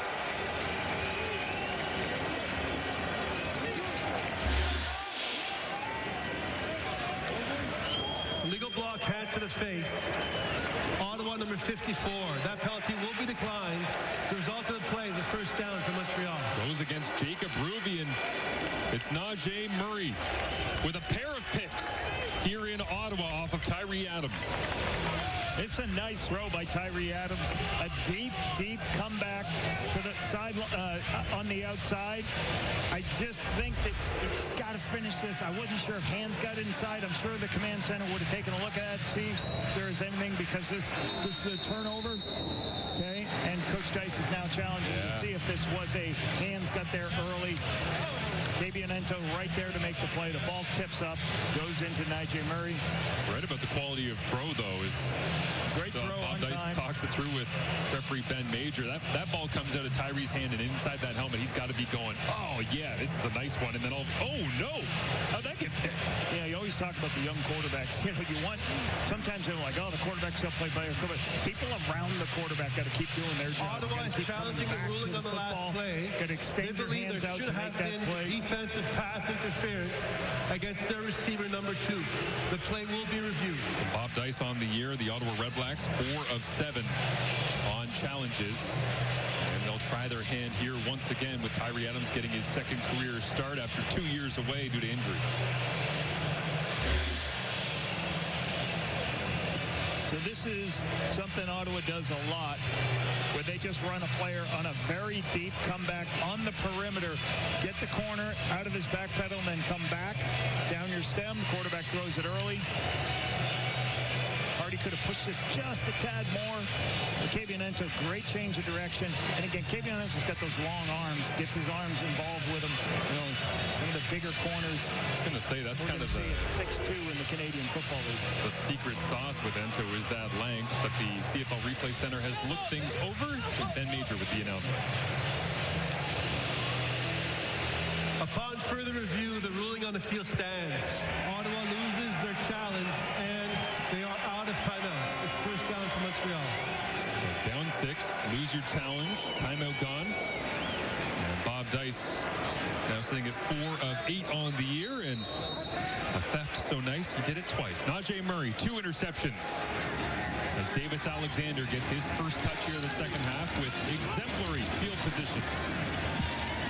Takes the run, rolling to his left, difficult throw. Not going to be much yardage on that one, but Adrian Fry giving chase made that super difficult on Alexander. You have to have contain. Adrian Fry's here because there's a tight end here, and then he goes up as Davis pulls the ball outside. He's trying to recover. Now Davis doesn't have anybody to throw because both routes went inside. Great, as you said, Marshall, turning his hips to be able to make a throw with Fry in front of him. Everybody watching at home, when you're in the backyard playing with your kids, next time try that throw. See how hard it is? It's impossible. I don't know how he got any pace on it as Stevie Scott gets his first grab of the second half. Was trying to run through 2 RedBlacks defenders, but they haul him down short. Quickly onto the field comes Jose Maltos Diaz. We see Stevie Scott in the first half of action. The power he was running with, the physicality, kind of setting the tone for whether it's the East Semi or the East Final. A couple of throws on the perimeter get him involved in space. You can see him with a Watford right there. His ability get lower than the defender. He's got 9 carries, 57 yards, long of 19, 1 touchdown run early in the first quarter. How about this guy? Jose's had a tremendous year. Big booming leg. Nuevo Leon, 6th year in around the CFL, and he says, yeah, add another one. 19-10. As it's now a 2-score ball game here. Early 3rd in Ottawa. With a 24-14 victory over my Buffalo Bills. And now the Bills are on a bye, and you just got to eat that for a full week. Am I allowed to be nervous yet about my Bills lap over? Yep. Tyree Adams hands it off inside. William Stanback plunging forward for a gain of 4, maybe 5 on the play. Sets up second and medium. Playbook open here for Tyree Adams, trying to come off that interception that really shouldn't have been with the quality throw to Justin Hardy. Yeah, and let's talk about Montreal's defense. I mean, this year, obviously, they're still doing a lot of the good things of keeping rushing yards down, not allowing people to score points, but they haven't gotten the takeaways. They're 5th or 6th in the Canadian Football League in takeaways, so this game's very good. Get 2 takeaways, taking points off the board, too. Emptied out, quick slant, incomplete. Fry comes in from the defensive backfield. Hardy was looking for it and got the call. As Lorenzo Defensive pass interference. Montreal, number 20. It's going to be first down for Ottawa. Press man into the boundary. Okay, what does press mean? He's pressed up within a yard of the line of scrimmage. Okay, and they're doing a deep throw and an underneath throw. Tyree takes the underneath throw. We'll see a little bit of a rub play, and you can see Lorenzo Burns just tugs a little bit with his left hand earlier. Everything else is clean, but there's a tug a little bit before that impedes. We'll see. Good location from Adams as well. First and 10. Take the run to stand back. Boots out. Some protection given from Hardy. Is Adams taking for the home run shot. Hop in the air and incomplete. As Pickleton, not typically the deep ball go-to for this RedBlacks offense on the season, but Burns immediately trying to make good on his defensive pass interference call there in coverage. So a heavy play action deep downfield. You're going to see action like this to get everybody going this way. Then he's going to boot this way to push everybody there. And then there's a guy breaking back to the middle of the field. But unfortunately, you've got to see the backside halfback. The safety runs out of the way. But you've got to see on the backside, I think that's actually Lorenzo Burns from the lowest spot. Really good by Lorenzo Burns going across the field and getting depth when he's on the backside. Adams all day to throw now. Pressure coming and wrapped up, brought down. Mustafa Johnson should get credit for it once again. As Jeffrey Canton-Arcou celebrates crashing the pocket once again. The Alouettes up front all over Adams.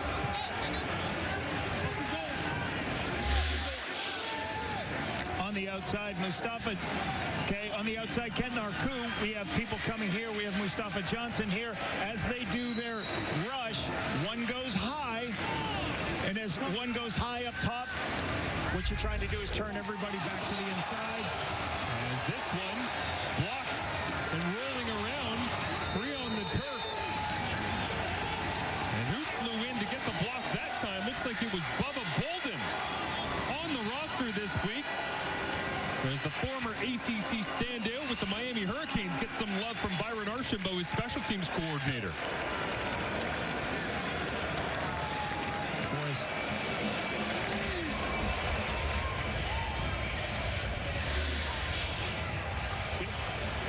Take a look. I think there's a loop here that happens. Good jump as he loops over to this side. Good move inside. Good hand placement. After getting the block, Richie Leone catching that one right in the chest as well. Great play by both. Block first, so Alexander with another short field. Now pressure on, and he jumps over the top, finds Jacob Mason free in the flats. And Mason gets bumped out of bounds close to the first down marker. But Ottawa is setting themselves up with worse and worse situations here in a 9-point ball game. Gave the interception from Tyree Adams earlier on. Now the block punt, and twice Alexander already deep inside Ottawa territory. Guys at the line of scrimmage. Why? Because you're going to do a heavy play action pass. What I love about this, starts to scramble, but he knows where his check down is, so he can get it. He can't find the deep routes. Before he takes off and scrambles, he throws it. The check down will be open if it takes that long to throw the football. Left-hand side, Shea Patterson never in doubt as he follows in behind Dylan Wynn, just like he did on Patterson's rushing touchdown earlier on in the ballgame. Austin Mack and Davis Alexander back on the turf here with a fresh set of downs.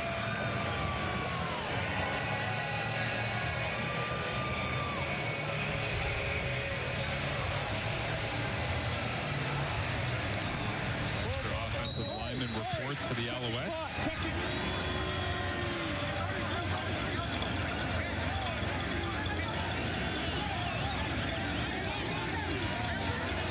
On 1st and 10, Alexander fakes the run and rips it complete. Austin Mack goes for a gain of 7. These are good pictures. And what I mean by that is he recognizes, hey, there's a lot of people. I've got a run play called, but I can throw the ball on the perimeter, can roll it, guys. He just sees, here's the run. They fit the run, but I know I have softness on the outside. And what does softness mean? It means the defensive backs. Mark Milton's too far off. I can throw the hitch, put ourselves to second and short, and be able to run the ball. Even though you called the run on first down, now you get your run on second and short. Austin back with the waggle as Davis Alexander earlier on in this ball game crossing 100 passing attempts. Interception free is protecting the football, even though he was very unhappy with his performance on Thanksgiving Monday, despite having a stellar effort at home and winning the football game. As he hands off to Stevie Scott inside, they'll take a look at it. Ben Major signals first down once again, but clean football right now from Alexander. Complimentary football, as we talked about. That punt block puts them in this short field. They're moving the ball in a good position. Get them that opportunity in the red zone here. This has been an area Montreal struggled in, 8th in the Canadian Football League this season, and scoring touchdowns inside the 20-yard line.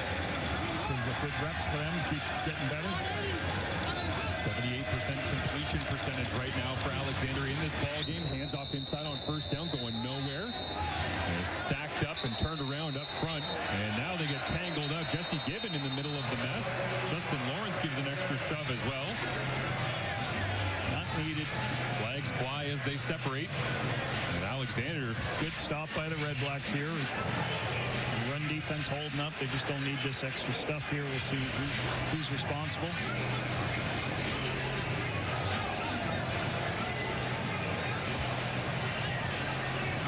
Davis Alexander trying to say who it was. I don't know if they're going to take his word for it. Huh? He handed it off and had the perfect vantage point. I saw everything. This is what happened.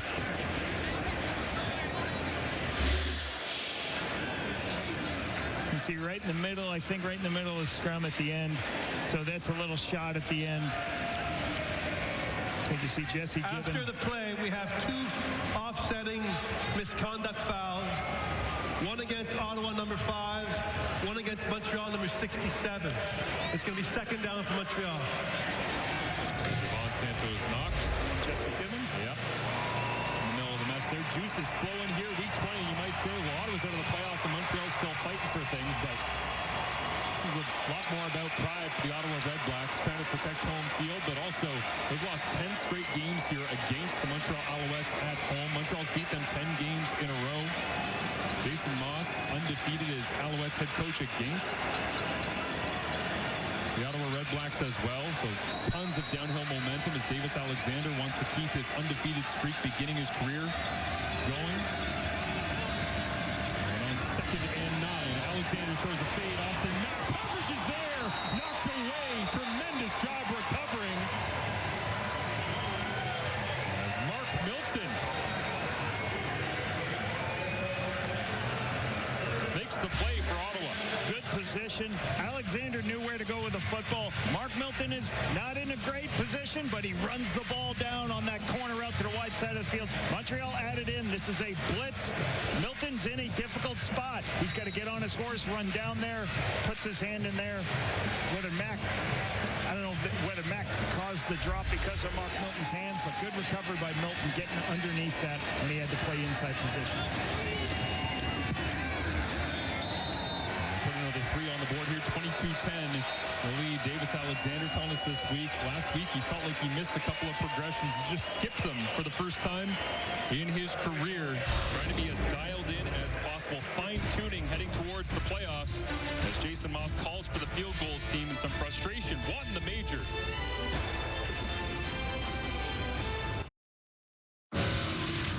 Last week, it was the Montreal Alouettes finding a way off the edge. Bang! Marc-Antoine Dequoy, get the block, find the football, score the major in a Thanksgiving Monday home TD triple. Well, here we are. History repeating itself, Lapo. Yeah, another block punt right up on the inside. Bubba Bolden gets the big play, create the short yardage, hands to 3 points. Byron Archambault's group is doing a spectacular job of helping out when the offense not moving the ball great. The defense holding up for the RedBlacks. So how do you do? complement your football. And in all honesty, it's the RedBlacks defense with all of these short fields to begin the second half that have held the Montreal Alouettes to a couple of field goals. The Alouettes have had a chance to put this one to bed already midway through the third quarter. Ottawa's defense holding them in, but Ottawa's offense has got to be able to either move the football or just avoid the turnovers as well. Yeah, that's been the story this year, and I know you're playing young quarterbacks, and I know things happen. You got to establish a run if your quarterback is not going to be able to throw it 40 times, and you got to be able to flip the field and not turn the ball over. Adams completes this one. Keelan White, the rookie, knifing, gets the first down, and complimentary words from his receiver coach. When we spoke to him earlier on this week, Nate Taylor thinks that he could be one of the very best receivers in the Canadian Football League long term. Not just Canadian receivers, receivers at large. Yeah, his ability, you see him just sit down in this zone right in the middle of the field. His understanding as he came in as a true rookie, obviously the system at Montana that he played probably had a lot of things that had adjustable routes, and it made it easier for him because they said he looked like a professional right through training camp. With pressure on from Marc-Antoine Dequoy. That one falling incomplete, knocked away. But I love the story from Nate Taylor where I said, what was the moment you realized just how cerebral, how polished Keelan White was early on in his time with you in Ottawa? And he said, we track everyone's splits, aka where you're supposed to line up as a receiver throughout the entire season. He said, halfway through training camp, I realized it was pointless with Keelan because he was either correcting us or correcting himself before we could even correct him. Almost got a little agitated. He's like, trying to do my job, man. I know what I'm doing. I'm good. Keelan splits out to the top now and looking that direction, finding Braylon Addison on second and long. And short of the sticks, just on the Montreal side of the field. Punting unit comes out with Leone as they'll have to protect him and get the kick away. Nice stop on the outside. You zone blitz, you bring a bunch of guys, and you force Tyree to throw the ball quickly out the edge. Ciante Evans is there, rallies up, and forces this to just a minimal gain, get him off the field. RedBlacks on first down. They have to get some explosives. They have to get first downs on first down. Hugh Cardinal closed that time, but the punt away cleanly as Tyson Philpott back to return after the 41-yard punt. Tyree Adams now 12 of 22. Meanwhile, his counterpart, Davis Alexander, has already thrown for 222. Looks like Davis is headed towards yet another 300-yard passing performance in good starting field position thanks to this open field tackle.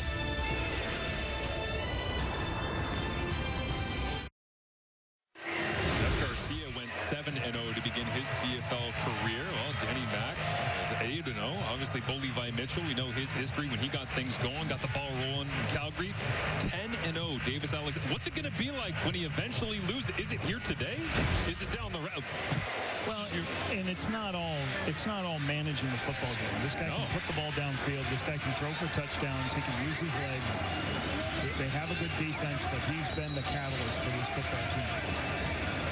It's going to be a foreign feeling when it eventually ends, but right now trying to prevent that is number 10 sits at 10-0, and this time flips it up in the air and away from harm with two chasing Ottawa defensive backs in range. And you look at that, Danny McManus, Bo Levi Mitchell, Jeff Garcia, all Hall of Famers. So really good. Here's, speaking of Hall of Famers, Anthony Calvillo, offensive coordinator. You know, we had a good talk with Davis Alexander, and we're like, hey, tell us a story about Anthony Calvillo. And he's been with him for 4 years, so watching his preparation, and it's hard to get stories out of him. He said that we really try to get him to talk more to help us learn about the game and everything he's done in his great career. Also said it cuts the meetings at about half. Yes. Tony started just a left head as Alexander waits, then rips this one to Stevie Scott. Makes the first man miss, crosses the 30, and it's another first down for the Alouettes thanks to yards after catch by that man, Stevie Scott the third. So this is a good understanding of, like, part of the football game is get the ball out into the flats, even though there's nobody open, put the ball in space and let guys make plays on the outside, because it's very difficult with a 65-yard field to make plays on athletes in space. So Cam Lockridge can't make the tackle, and a 3-yard gain turns into a 9-yard gain, and there's your first down. 2 games ago against Calgary, Davis Alexander with a career-high 350 yards on 36 passing attempts. This one looks over the top for Tyler Snead and drops it down at the 25-yard line, incomplete, and just beyond the coverage of C.J. Colden. And this is a lot of the things that you see from this Montreal offense. I used to call it short shot. They're going to take short passes, underneath screen passes, and then eventually they're going to max protect like this. You see everybody in blocking, and you take that one-on-one throw on the outside, just a bit outside for Snead. Snead gets behind the defense, just misses that location on that one. Snead came in, already past 1,000 yards receiving on the season. Whistles Timeout. here. Yep. Montreal. And on 2nd and 10, Alexander heads to the sidelines to talk things over. He's 15 of 22 as it stands right now. And Tyler Snead, 4 catches on the afternoon, and put 64 more yards on his outstanding 2025 campaign.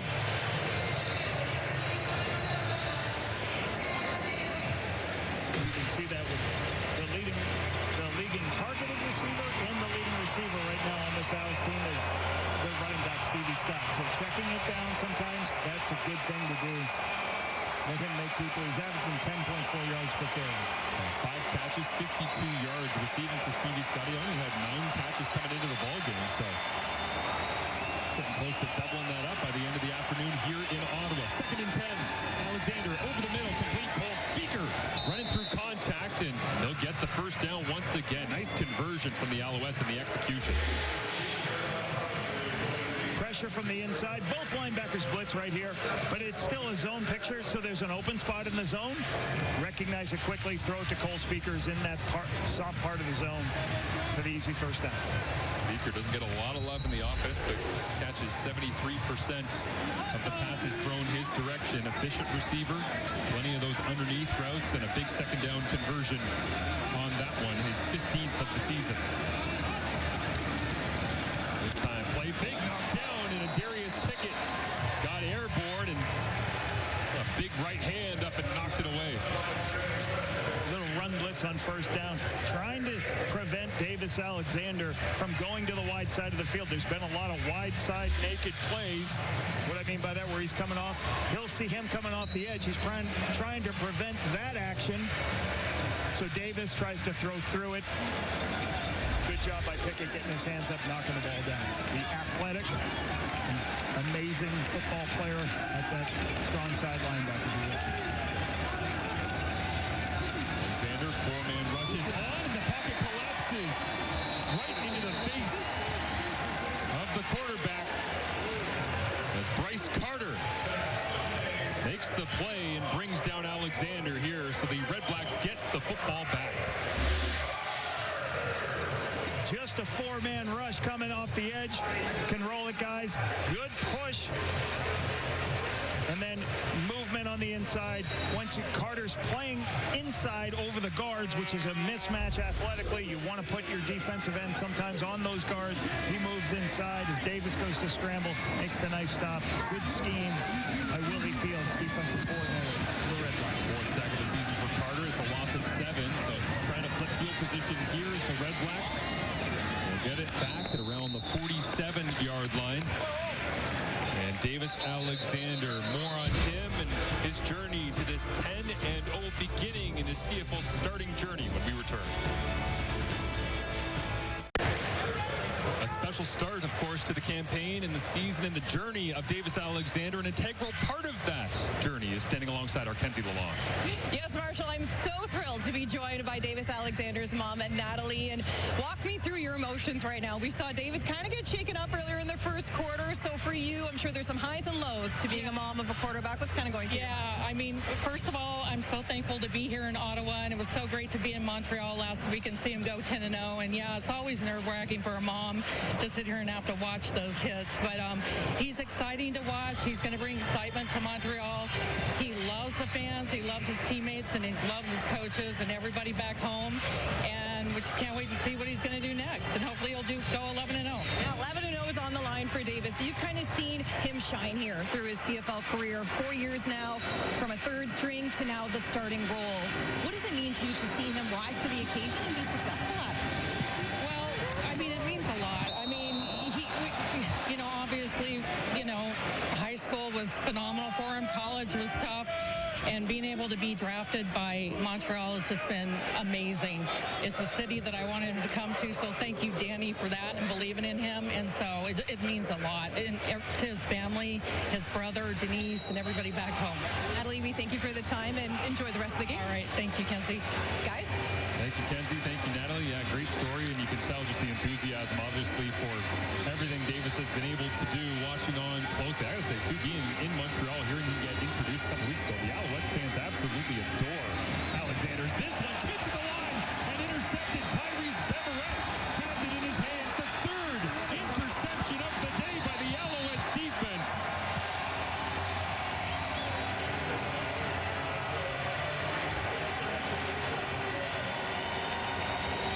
There's going to be pressure off the right side for Tyree Adams.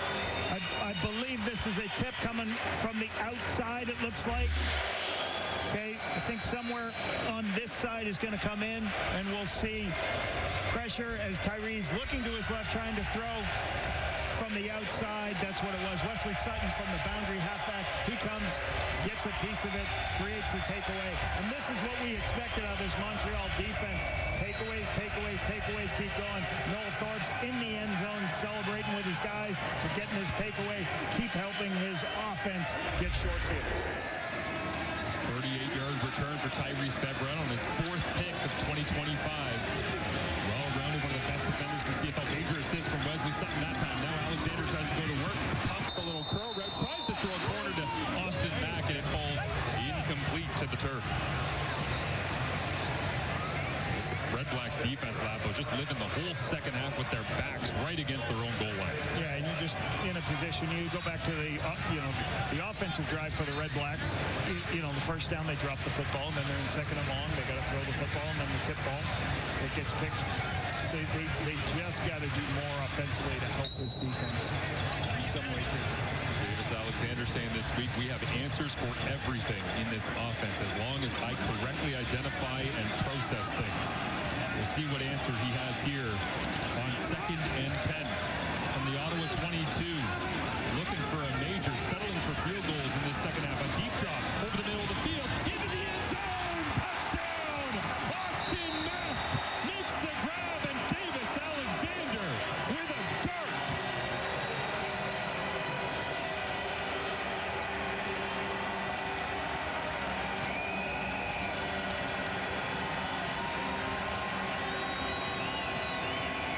Austin Mack, throw in the middle of the field. Get your big play receiver the ball up the middle of the seam. Austin Mack's going to show up in the middle of the seam. Davis is looking to see, is there anybody in the middle of the field? No, there's nobody in the middle of the field. Waits for Austin Mack to go under and then upfield. What we call a middle route. You end up starting low, then going up to the middle of the field as the safeties expand with the other routes. The wide open middle of the field is there for Austin Mack. Great recognition by Davis. Great catch by Austin. Just the second 100-plus yard receiving game of the season for Austin Mack. He had 87 yards and a touchdown last week. Right now he's at 108 and a touchdown on just 5 catches. And the big plays over the middle are back to 81 in this Montreal offense. All right, what's going to happen is he's going to go vertically up the field and cancel. And Austin's going to come underneath and then go up for the touchdown. And what happens is as Austin goes underneath, that buys time. As you see him going underneath, he thinks it's going to be, the halfback thinks it's going to be passed to the underneath. By that time, it's too much. Fry thinks, oh, it's an underneath route. I'm going to go take the corner route. But he is not in a good position once Austin turns up. That's what it's designed for. Make Fry go out to the corner route, and then you show up in the middle of the field. Great execution, great location and understanding. Nice touchdown by the Owls. And this week, Austin Mack mentioned to us the savvy little things that Davis Alexander does, manipulating defenses. And it's a small thing noticing on that one, but Tyler Snead's running up the right side, Lapo, and Alexander sets himself completely to that, right? Like his hips, his shoulders, and his eyes, and then, no, I'm coming back inside. And I think that's a big point for everyone to think about. Like, as you heard Davis Alexander's mother talk about it, he's been in this building for a number of years. You cannot, and that's so valuable. Like our league at times have to to put players in, and they got to play quickly, and they're playing too early as quarterbacks, and the game's fast, and it's hard to develop the quarterbacks. So, you know, he's been in a room listening to the starters for 3 years. Going with Cody Fajardo, he talked great so much what he learned from Cody Fajardo. He's got Jason Moss with him. He's got Anthony Calvillo. So he's gotten mental reps. And when he makes his opportunity, when he had his opportunity last year, I think it was Saskatchewan game, I believe it was. He came in the second half and he made his plays. But it's the preparation that's gone in, and you can't rush it. The RedBlacks trying to learn from that with Tyree Adams and give him an opportunity is this. Rushing attempt runs right into a massive wall of white uniforms. And Alexander continues to celebrate with everybody on the bench. As the end of the third quarter, it was a slow burn, and then all of a sudden, a forest fire broke out from the offense of the Montreal Alouettes, assisted by an interception, a block punt, and another interception. And cashed in with Austin Mack in the end zone from Davis Alexander as we head to the fourth and final quarter.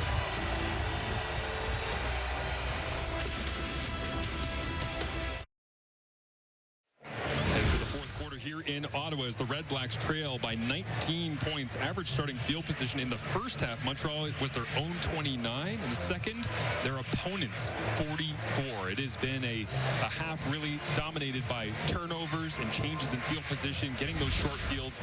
And obviously, Davis Alexander wishes he would have made a throw like that to Austin Mack a couple of drives ago when they had those short fields. But that's a thing of beauty when it works for this Alouettes offense. Yeah, and they're moving the ball. They're doing what they need to do to stay on the field and have long drives, take some shot opportunities when they get them. For Ottawa, they're struggling, obviously. 3 interceptions. They got a block punt. They have to find a way to not turn the football over. And again, some of those aren't on Tyree Adams. So, you know, one was tip, 2 of them were tip balls. But they got to shore up their protection for him, and they got to help him out. There's too many drops by the receivers when Tyree does locate the football. The sun has already gone down on the RedBlacks playoff chances, but setting here on their final home quarter of 2025 as well as number 25, Daniel Adebaboye. Catches the check down over the middle, and as always, with Daniel, falls forward as they'll get a fresh set of downs immediately. Daniel was one of, I said that was one of the best signings of this team in the offseason. It's going to give you immediately a great special teams player for your football team. And every time that guy goes in to play offense, he performs at a high level. I'm very impressed with Daniel's put work into in the Canadian Football League after he was drafted out of Bryant University in Rhode Island. And a couple of Canadian backs for these two teams given an opportunity this year to play the leading role. Unfortunate to see the injury to Sean Thomas Erlington, but between Adebaboye and Sean Thomas Erlington getting their runs as William Standback breaking free now runs through an arm tackle attempt for Marc-Antoine Ducroix. Tackle not made until a gain of 13 yards. Nice bounce to the outside as the hole develops. Goes in and then bounce it out. Gabianento's there to help out. Good solid first down on first down. More on that single run than Standback had all day so far. Previous to that, 6 carries, limited yardage, and now 7 for just 18 yards. So they've been trying to feed him the football, especially on first down. Limited success as the pressure comes here from the Alouettes. Adams gets it away and trying to catch it in the flats. It is Standback makes the grab. Wrapped up and brought down. Keontae Evans signed off the street middle of the season, and Darnell Sankey there to finish it off as well. Yeah, Montreal defensively is not, they are not slowing down. There you had 6 guys standing at the line of scrimmage, pressuring, immediately dropping people out into what you would call a zone blitz, forcing the young quarterback to find the underneath throws and locate. Gino Lewis all by himself right now, one-on-one with Lorenzo Burns. That's the direction they go. A slant route incomplete. As on the turf, on his backside, even with a quick release, is Tyree Adams and Marc-Antoine Ducroix celebrating in the Ottawa backfield. This is the extra. You got 1, 2, 3, 4, 5, 6. There's the 7th player, Ducroix, at the end of the screen. He's going to be free, so Tyree has to throw the ball immediately. You want to play quarterback? That's how quickly you got to locate the football to your receiver. Did a good job. He was a little bit high the throw, just a little bit high. Couldn't hold it.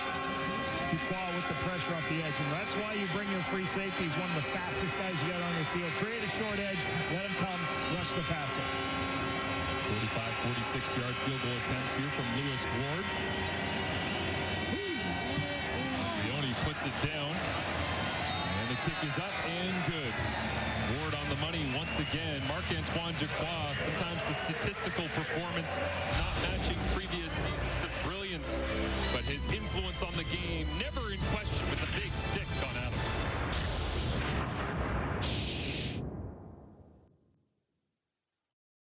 Show MGK announced earlier on this week. Should be a party in the Peg coming up. And not too far away. I can't believe 2 weeks from today, it's the East semifinal, the West semifinal. It's almost playoff time already and headed towards that Grey Cup halftime show. Will the Alouettes be there? Well, throws like that from Davis Alexander, who says no. Tyler Sneed on the corner route, running free and making the big grab. Picture for Davis to recognize nobody on the perimeter as they go out to the right. When the tailback releases, the defensive end goes and travels with him.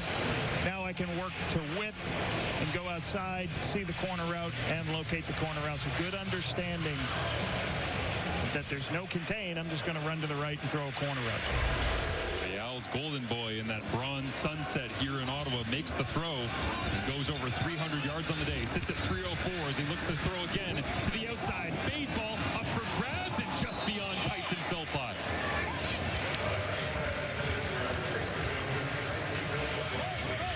Davis, I think, taking a little look at the sunset and trying to figure out whether or not it caught Tyson off guard. Pre-snap, recognizing this.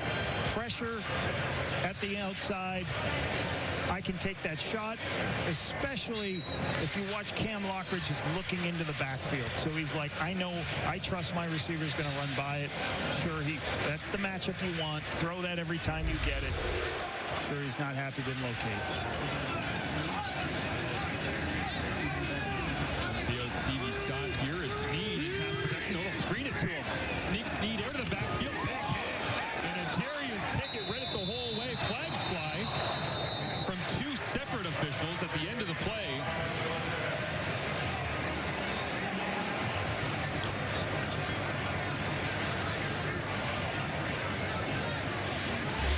And did Pickett get his head involved in this one?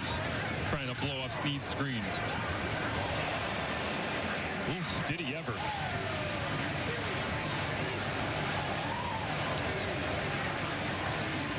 Just can't lead with your head, so that'll definitely draw a penalty there.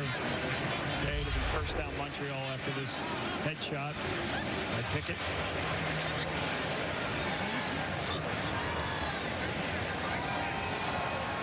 We have spearing. Ottawa number 6 will go up 15 yards from the end of the play. It's going to be first down for Montreal. Just got to try to get your head. You can't lead with the crown of your head. You've got to see what you're hitting. Try your best to not lead with the crown of your head. Huge shot by Pickett. And it's so hard to figure out where the back is, where his helmet is, so you just got to do your best to control your own helmet. Don't put your helmet in that situation. Full speaker to the sideline is Cyril Hogan St. Don, the former 11th overall Ottawa RedBlacks draft pick in 2022, checks in as an extra offensive lineman. Big team in, show run, give run. Stevie Scott turned back, down to the 10-yard line. Goes for a gain of 2.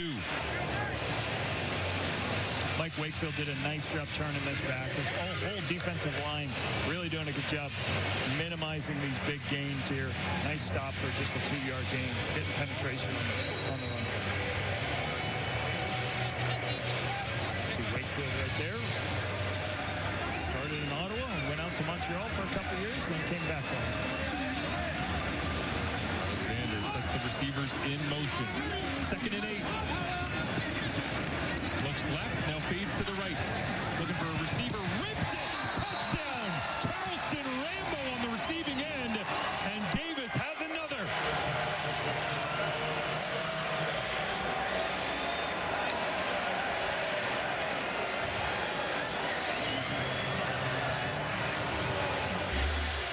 If you watch Bryce Carter, he inside releases. I'm not sure if they're trying to get somebody else, but nobody is there for contain. So as Bryce makes the inside move, I think the guy trying to get around can't get around the interior Davis to work for width, and then now it's hard for the coverage to hold up anymore. Coverage can't hold up. Rambo sits in a spot. Nice job. 5 plays, 70 yards, and 2:04 is the extra point to follow here. To make it 36-13, and Austin Mack warned us about those little savvy things Davis Alexander does. That time rolls out to the right, points to absolutely nobody, hoping to move a defender to the outside, and rips it back inside. As number 10 on his way to being 11-0 as a CFL starter.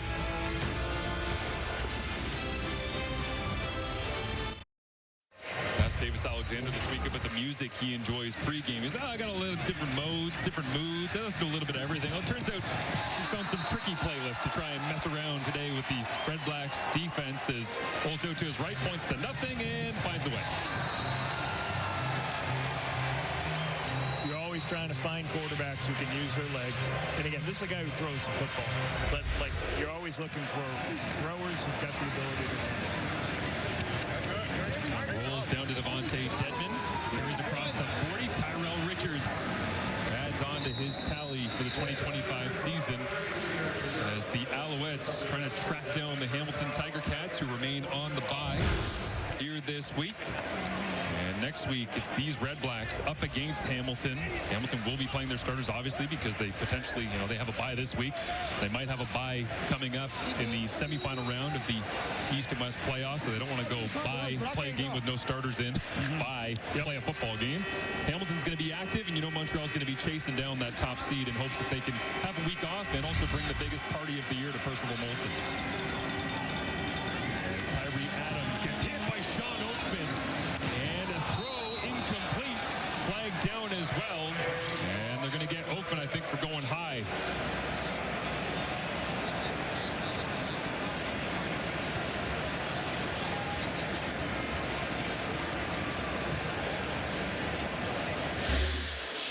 Sean Oakman makes a swim move inside, gets in there, but then he's just I think he's a little late, and he might be high on this. Nice swim move inside on Jacob Ruby, and then helmet to helmet shot.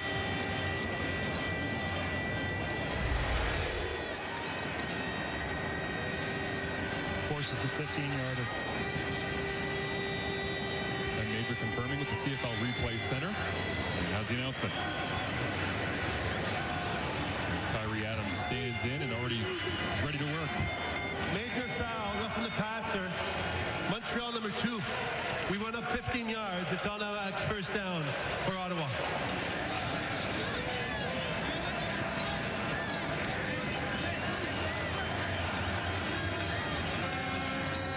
First and 10 from the 43.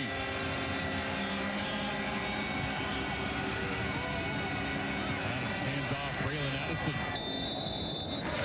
Flex weapon used in Tommy Condell's attack, whether it be Hamilton or here in Ottawa, can do so many different things. Can take a look and see that one more look at this hit on Oakman. Oakman to Tyree Adams. He's coming in. And the helmet to helmet, you can see there. I mean, it's kind of hard. The guy's 6'9". Yeah. You can't get your head involved in there. That is a big man that's been doing it at a high level in the CFL for quite some time. Made his way to Montreal just because it felt like the right fit. Bounced around a little bit last couple of years. There's Adams with pressure coming. Throws into the blitz. Complete. And Justin Hardy collects another as Marc-Antoine Ducroix might have taken a little bit of friendly fire in that left arm, worse for wear, as he shakes it off.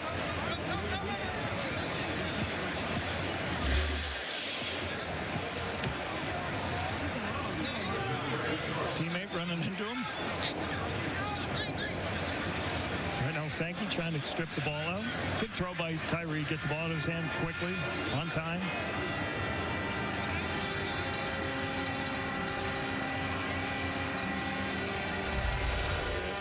Standout free safeties in the CFL. Marc-Antoine Ducroix takes a knee as this training staff talks things over with him. Nate Boschman,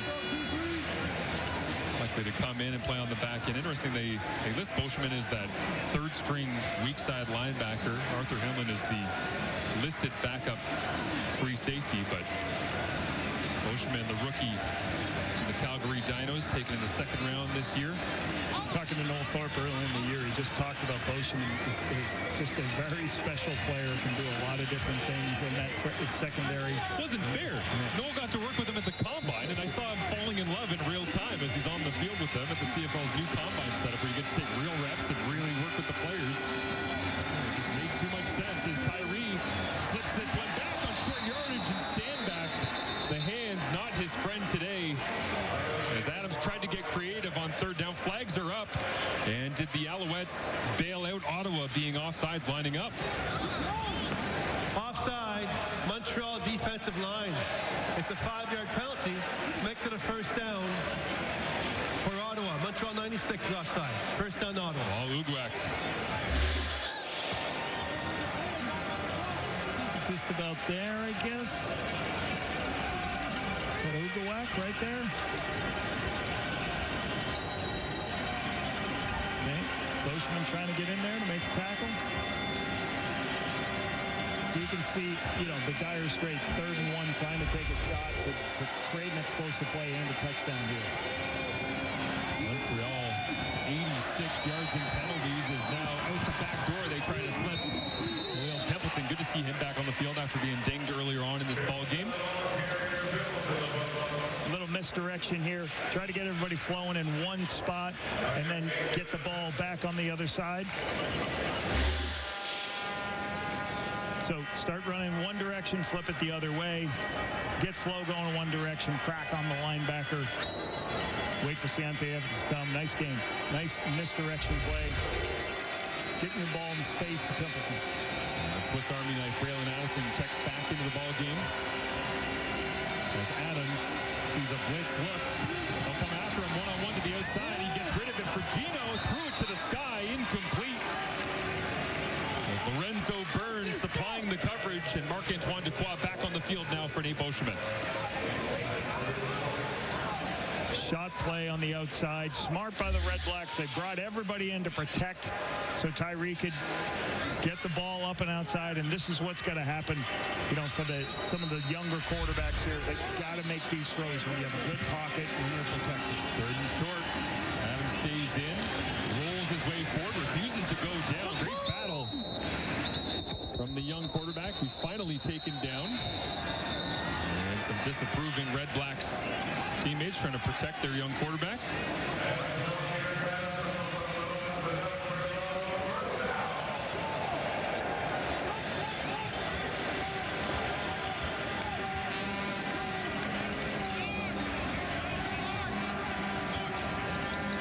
Cheap here at times. Got to keep everybody's composure. 36-13. Obvious that Montreal has been the superior team this season as they played early on in 2025. And not again until last week, week 19 on Thanksgiving Monday, as Adams looks to the back of the end zone, and this one falls incomplete to the turf. Montreal victors 39-18 all the way back in week 2. They didn't play again until Thanksgiving Monday, 30-10, and you see a pretty consistent result here. Once again, 36-13 your score with less than 7 remaining. Najee Murray underneath that at that middle, playing in the middle of the field again. Could have been a 3rd pick of the night for him. You're trying to do the Stavros Katsantonis. Go and get yourself a triple takeaway. As the Tiger Cats free safety had that against Toronto a few weeks back. Tyree Adams with Marc-Antoine Dequoy blitzing, throws it complete. Gino Lewis tries to make a man miss. Brought down inside the 10, needed to get to the 5 for a first down.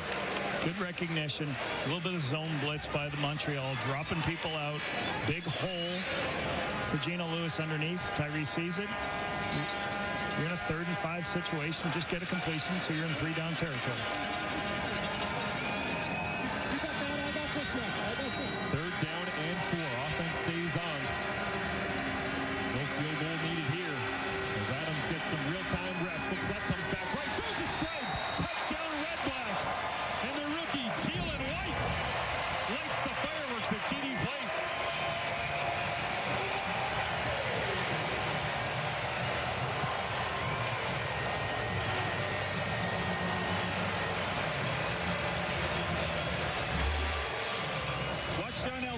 He's going to drop out into a zone. Keelan White's going to show up.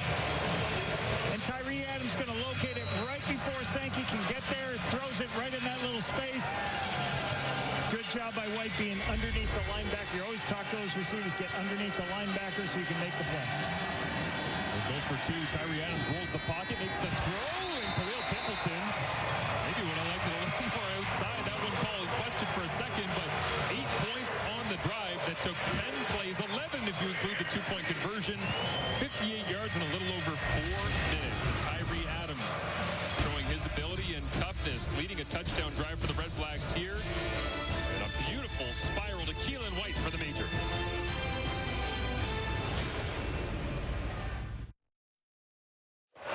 The RedBlacks 10-play, 58-yard drive capped off with a 9-yard touchdown to Keelan White. Savviness. He's going to come down. We're going to have one go clear out, and he's going to run in on a slant. But if you watch how he runs this slant, he's under control because he knows it's zone, and he doesn't want to run in to the underneath zone player, Sankey, pushing him. So he's a little bit under control. Tyree sees it, rips the ball, gets the touchdown. They get the 2-point plays to Khalil Pimpleton. Successful. 8 points. And now Ottawa goes with an onside kick. And did they make it work? The little dribble from Lewis Ward. And Keelan White's got more work to do.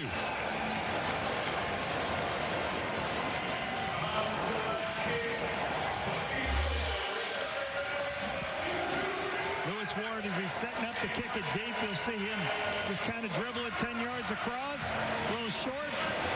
Caught in the air. Perfect timing. Look at the skill.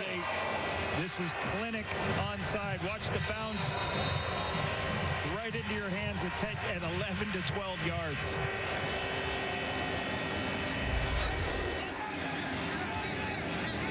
Aiden Fry makes that excellent job by Lewis Ward. Congratulations from Bob Dice to his kicker as Braylon Addison takes the little flip inside, cuts back. Oh, almost broke it all the way back against the grain, but Ajay Murray right there to make the play as the RedBlacks eliminated from playoff contention 5 times in the last 6 seasons. The franchise has gone without the playoffs, but trying to send a message here in their final home game of 2025 with a comeback victory. Plus trying to evaluate players, get some new players in the roster in the last couple weeks. Great to get some extra snaps for Tyree Adams, even stealing a possession here if he can stay on the field. Is this one on second and medium? Down low. And they'll say it's held on Khalil Pimpleton. Well, he didn't have very far to go. One of the smallest receivers in the RedBlacks receiving room. Little tempo on hitches to the wide side of the field. Just everybody's going to run hitches. Quarterback sees the softest picture.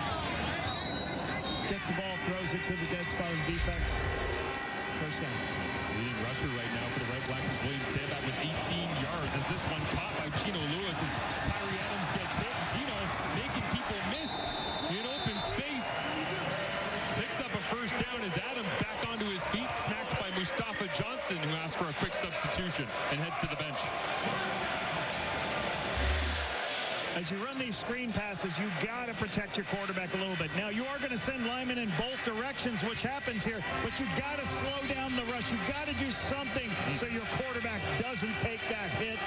So they got to slow down this pass rush. Mustafa Johnson, good runner on these double screens. Got to help him out a little bit so he can take that shot. Gino Lewis 8 yards away from 1,000 in 2025. His late substitution here. Mustafa Johnson is out, but William Standback runs to the sideline. Daniel Adeboboye into the ballgame. Always hard, too, for Tyree Adams. Working his eyes from the left all the way back to the right. He has no idea Mustafa Johnson's coming. Got walloped. Helmet almost came off, but stays in the ballgame as 94 watches on. And Montreal bailed out, but Khalil Pimpleton went for a run and crossed the line of scrimmage. Offside, Ottawa number 83 will go back 5 yards and will replay first down. Montreal was standing at the line of scrimmage a long time in a blitz look with everybody standing in the line of scrimmage. So you expected it to be zone. You're not going to stand there that entire time. Let them watch it. They drop out. Movement by the RedBlack. Pimpleton offsides. Alouettes trying to hang on their CFL long current winning streak of 4, trying to make it 5 is underneath. Pimpleton makes the grab. Touch back against the grain. First down. Might have run offside, but ball in his hand. in the open field. So important that you just get completions. Tyree Adams had pressure on both sides of him, but he just got a ball on a crossing route to Khalil Pimpleton, and Khalil does the rest. He makes one person miss, and all of a sudden it's a 12-yard gain. Looks like Ottawa was offside with the waggle. Is checked down over the middle. Daniel Alouettes, the intended target, incomplete. And Ottawa fighting themselves once again.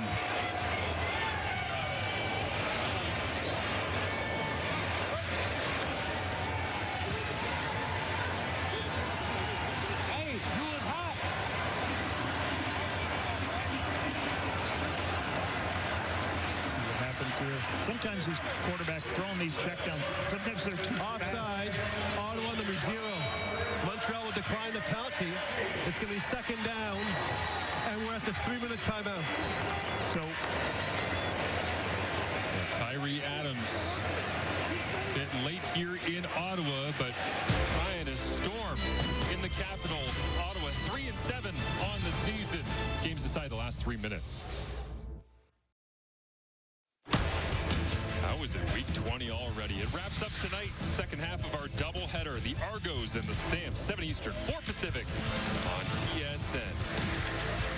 Dietrich Mills getting after it, and big play VA getting himself prepped for the playoffs as Calgary back into the dance after a 1-year hiatus. Previously made it 18 straight seasons in the playoffs, but they've had 0 playoff wins since capturing the Grey Cup in 2018.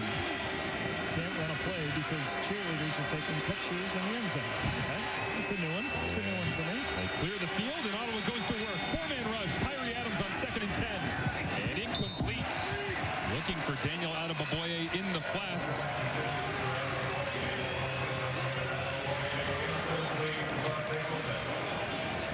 These are the pictures you got to complete.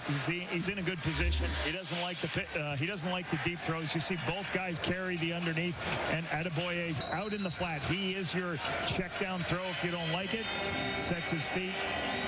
Got to be able to locate. He can't skip that out to the quarterback. That's where they're struggling right now offensively. Pressure on from Isaac Berglund with his 11 quarterback takedowns on the season. As Adams steps forward, pressure on, makes a man miss. And now pumping, looking for the first down on 3rd and 10. He spins and rolls his way down for the first down. Adams uses the legs when he absolutely had to have it. This is a different type of quarterback than Dustin Crum. In fact, Dustin Crum's big and physical. He's only 180 pounds, probably soaking wet, but he is quick, he's elusive, and he will run when things break down. He can create with his legs. Spins back against Darnell Sankey, against the grain, into traffic, takes the hit, and it pays off with the first down. Now what can he do? Completes to Alouettes at the 10. Lorenzo Burns right there to make the tackle.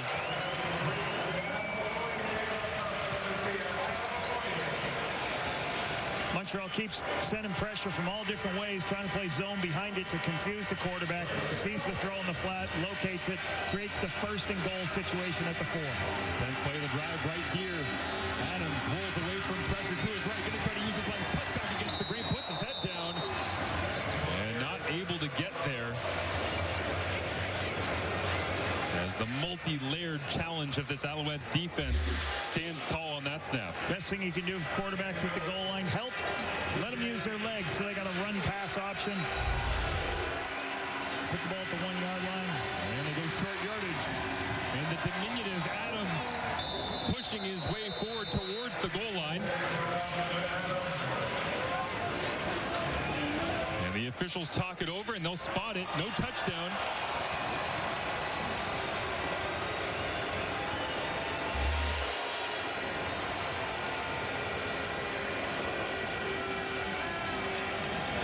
Dice challenging earlier on in the game. Duquois is in there, trying his best. You see Duquois in a spot. Demi Berglund puts the ball back at the 1-yard line once again. Tyree Adams gets the call in. Looks like short yardage here, ready for a plunge. Oh no, a jump on the left side of the offensive line. And the RedBlacks sitting at the 1. Ottawa number 64 will go back 5 yards. Will still be 3rd down. left tackle Dino Boyd moved here, which you're almost, it's a 90% chance you're going to score a touchdown, if not 95 from the 1-yard line. Dino Boyd jumps. That's why it's real important down here, your cadence. What you do from a cadence standpoint has got to be consistent because you've got everything to lose as an offensive player. Difficult penalty for the RedBlacks. Offensive line coach Mike Gibson in pain on that one as now they back it up. So from the 6-yard line, third down, Daniel Alouettes makes the grab, puts his head down, touchdown RedBlacks.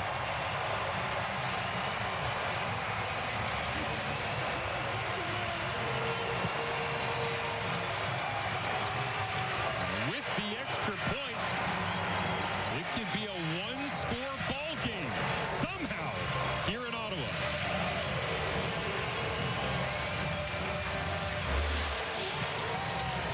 Sprint out, but get Alouettes into the flat. This is just a screen pass. The receivers block downfield.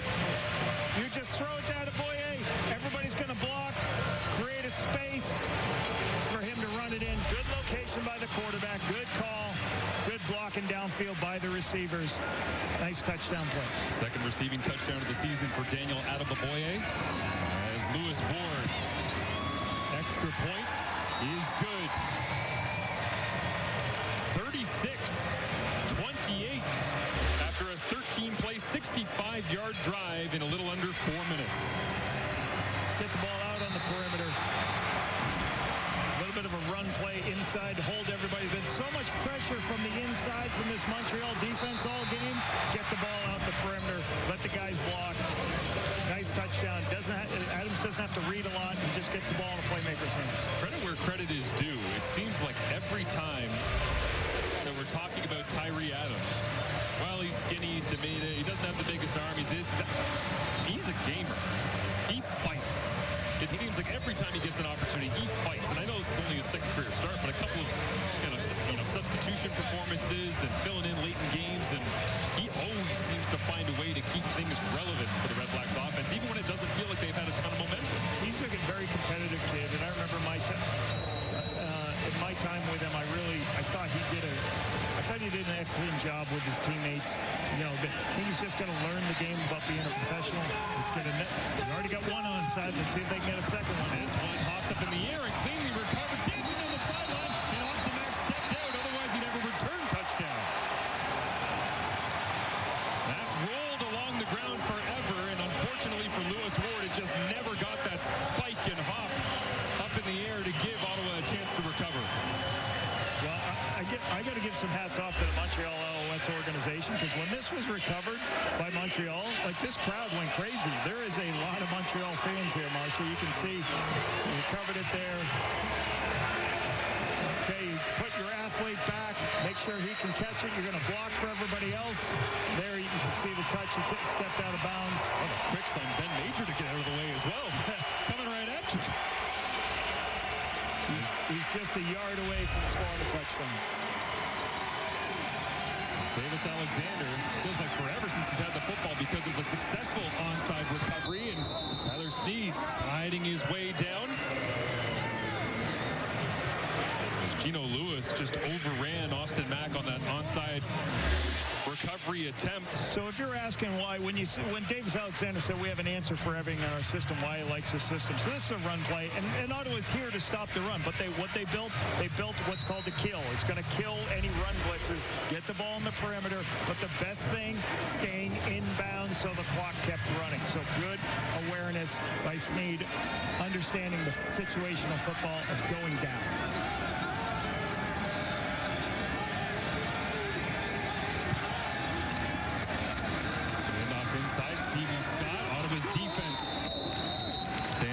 Once again, need a little bit more magic here to give themselves an opportunity to come back in this football game. Is now 3rd and 2. And for now, the offense stays on. Whether they're going to get ready to call a timeout or they're going to try to get him to jump off sides, hard count.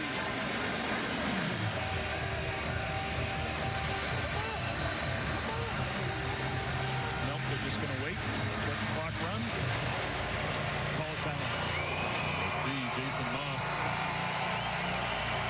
frustration trying to close this one out.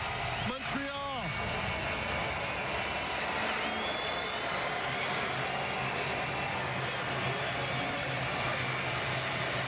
There you go. And here comes Jose Maltos. Well, Jason Moss calls time. And Jose Maltos Diaz attempts to call game.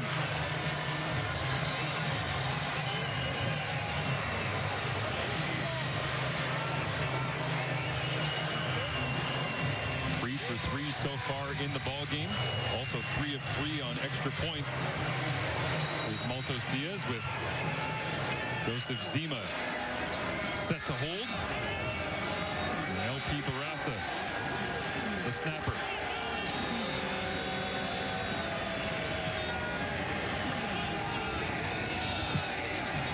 Kick is up and through the uprights. 4 for 4 and a flex for Maltos Diaz, and a walk-off win for Winnipeg last night with the field goal unit. This not exactly that, but another look at what feels like the clincher here in Ottawa. Jose creeps closer to being the all-time field goal in a season for Montreal Alouettes. It's one more, I believe.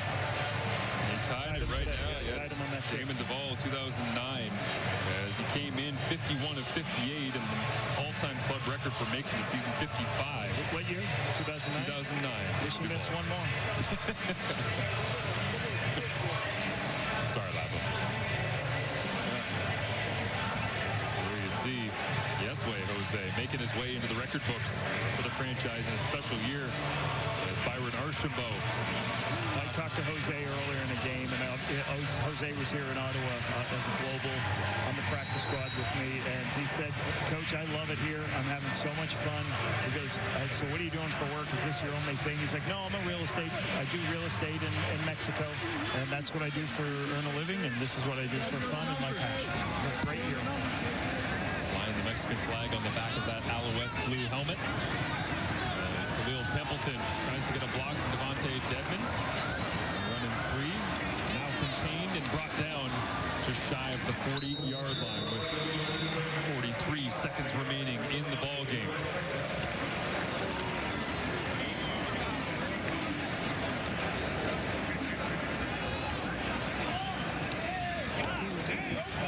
The Hamilton Tiger Cats likely have to watch on for another week here as the Alouettes still in contention. Need to win their game against Winnipeg in week 21, and Hamilton would have to lose against these Ottawa RedBlacks in order for the Alouettes, due to the nature of losing the tiebreaker to Hamilton, for Montreal to take over top spot in the East Division. Boye runs through contact to the 45-yard line. Lorenzo Burns right there alongside Tyrese Beverette. Davis Alexander set to move to 11-0. You know, Montreal did what they needed to do today to keep their hopes alive. Bunch of takeaways, help on special teams. The offense did struggle for a little bit, but then they got their mojo going and we're good. Corner out here, Braylon Addison makes the catch. Najee Murray bumps him out of bounds. First down for Ottawa. And I think what's really interesting with Davis Alexander and Charleston Rambo, Tyler Sneed, Cole Speaker, Austin Mack, Tyson Philpott, that is a receiving corps that can do a lot of different things. And you got a quarterback who can hang out in the pocket, escape the pocket, make all the throws to all these talented receivers. And again, he does a good job of protecting it too. The man who's pulling the trigger is the one who stirs the drink, as we know, as this ball pops out. Fumble from Gino Lewis, and Wesley Sutton's got it. Trying to get a block on Tyree Adams. Adams dives and gets just enough. Sutton brought down at the 25-yard line, but that puts the game on ice. 39-28 is the final, as the clock strikes zeros. And whether it's the East semi or the East final, the Alouettes know they're going to the dance. And it'll come down to week 21 to determine exactly when, where, and against who they will be playing. Love it. This win gives us a great game next week. Marshall, we get to go see that meaningful football played at the end of the season.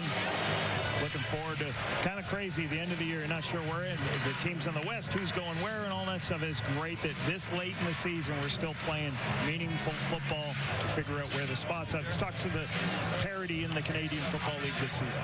Calgary with an opportunity to be second in the West. They could fall as far as fourth still and see if they end up having to cross over. That game, Calgary and Toronto, coming up tonight, 7 Eastern, 4 Pacific on TSN. It was a valiant effort from the Ottawa RedBlacks to pull the upset, but the Montreal Alouettes with the season sweep, back-to-back wins here on Thanksgiving week in Canada, and Davis Alexander remains perfect as the Alouettes come in with another victory in Ottawa. Now they're 11th straight as Gino Lewis over 1,000 yards, but the Alouettes dominate the day. Thanks for watching.